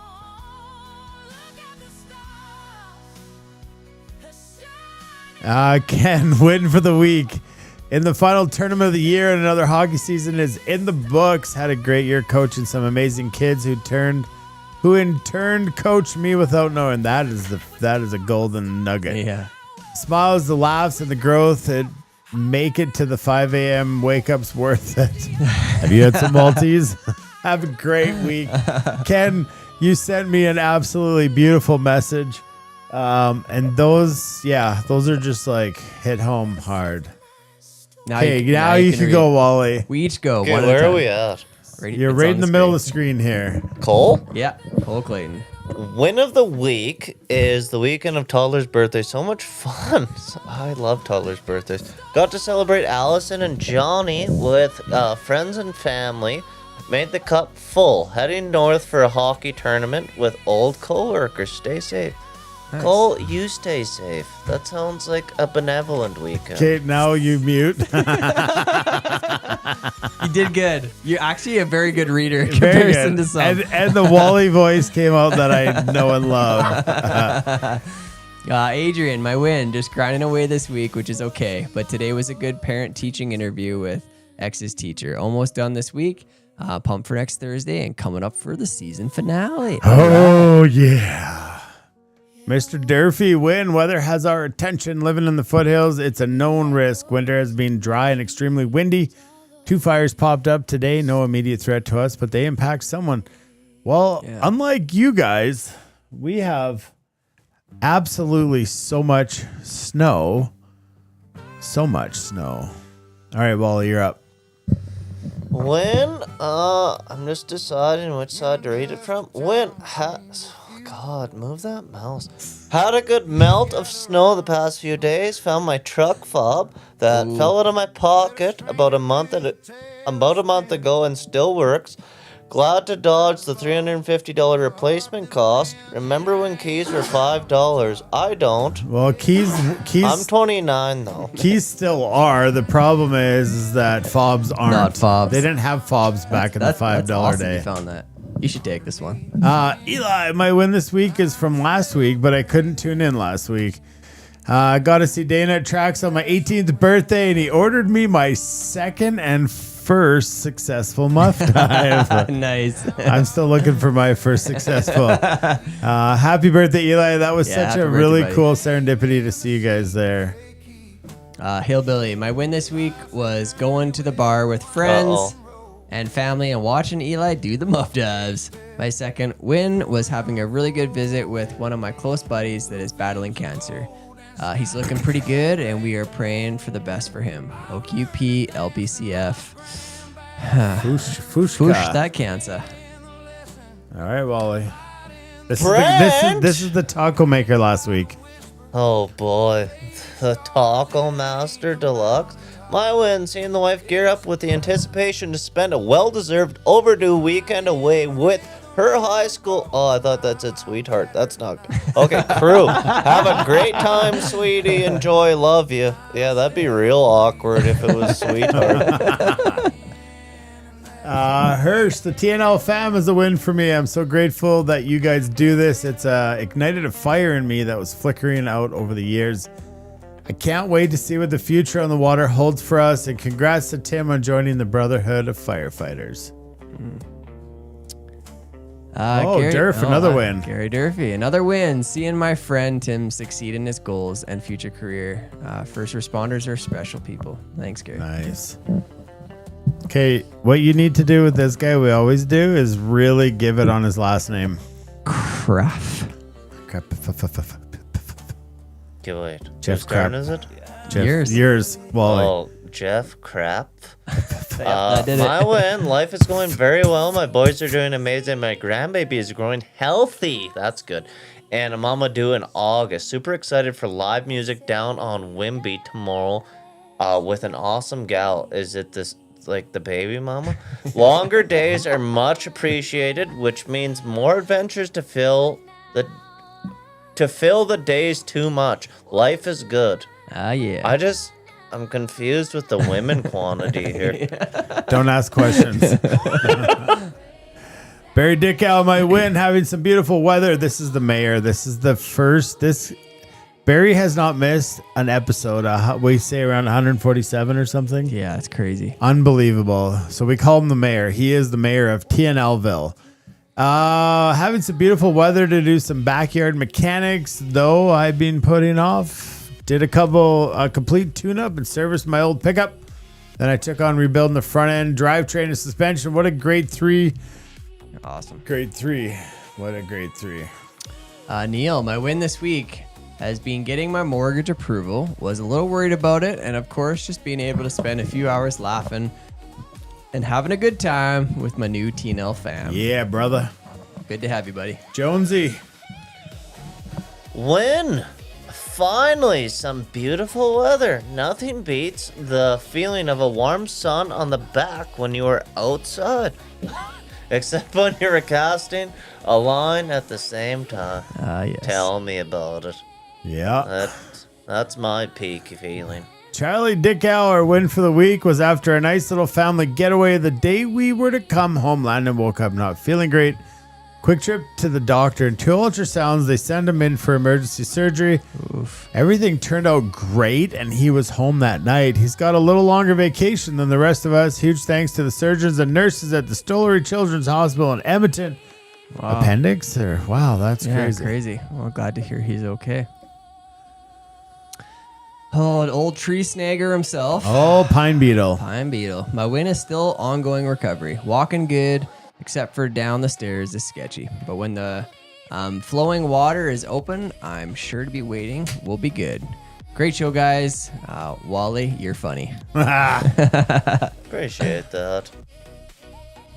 Hope you guys are. There's a sleepover here. Wally lives in town here.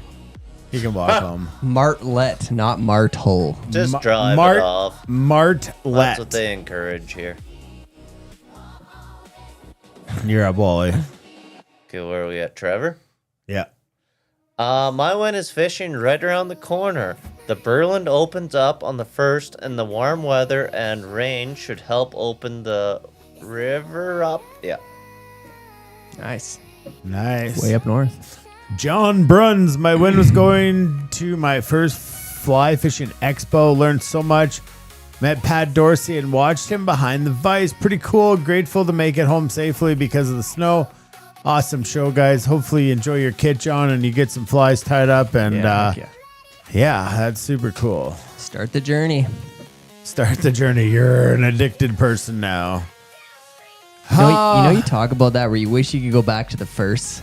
Oh, I would know. like to go back to the first time you tied a fly, the first time you casted a fly line, all those things. Yeah. So, like the first time you masturbated, was it very similar?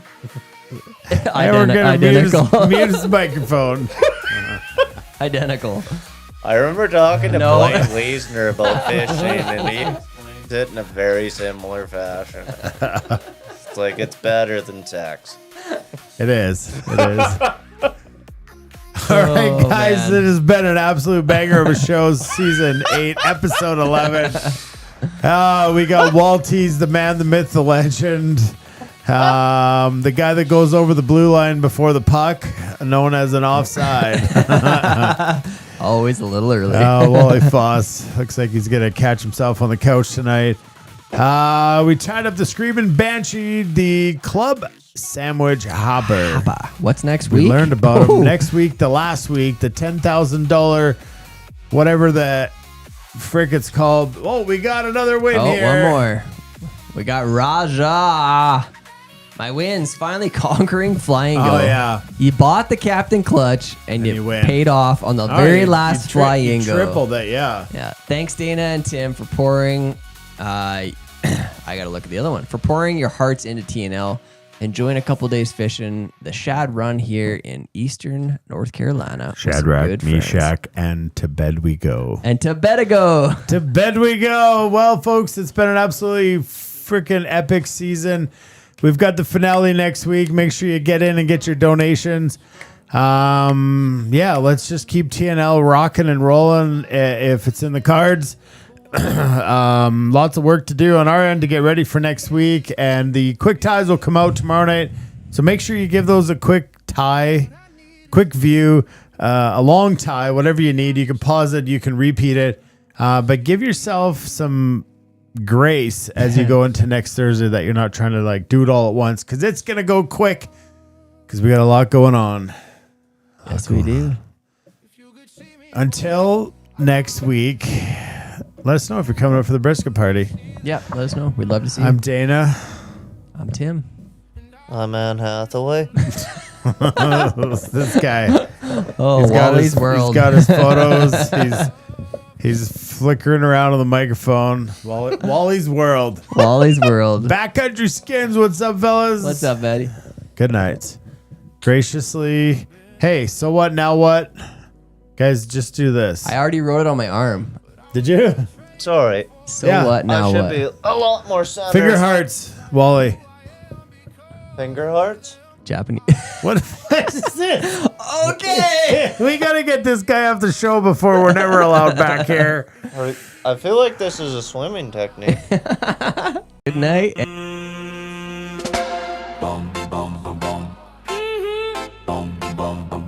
Another Thursday done.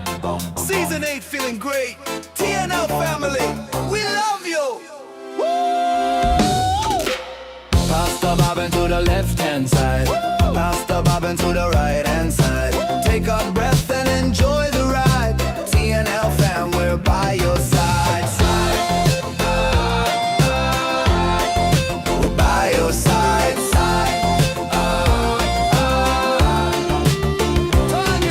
Tied up the flies, we shared the night. Dana guided the ship just right. Tim spun magic on the vice so clean. Season 8 rolling like a funky dream. The patterns dance, the laughter flow. The TNL fam just stole the show. Oh, QP forever, hearts align. Love people catch fish, that's a state of mind. Ooh, hearts align, love people catch fish, that's a state of mind.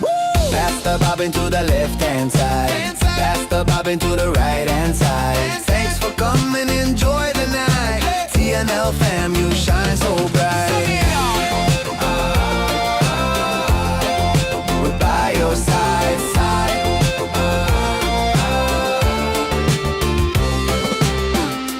Oh, TNL family, we love you. Season 8 forever. Good night, everybody. See you next Thursday. Bum ba bum ba bum bum bum bum bum bum ba bum ba bum bum bum.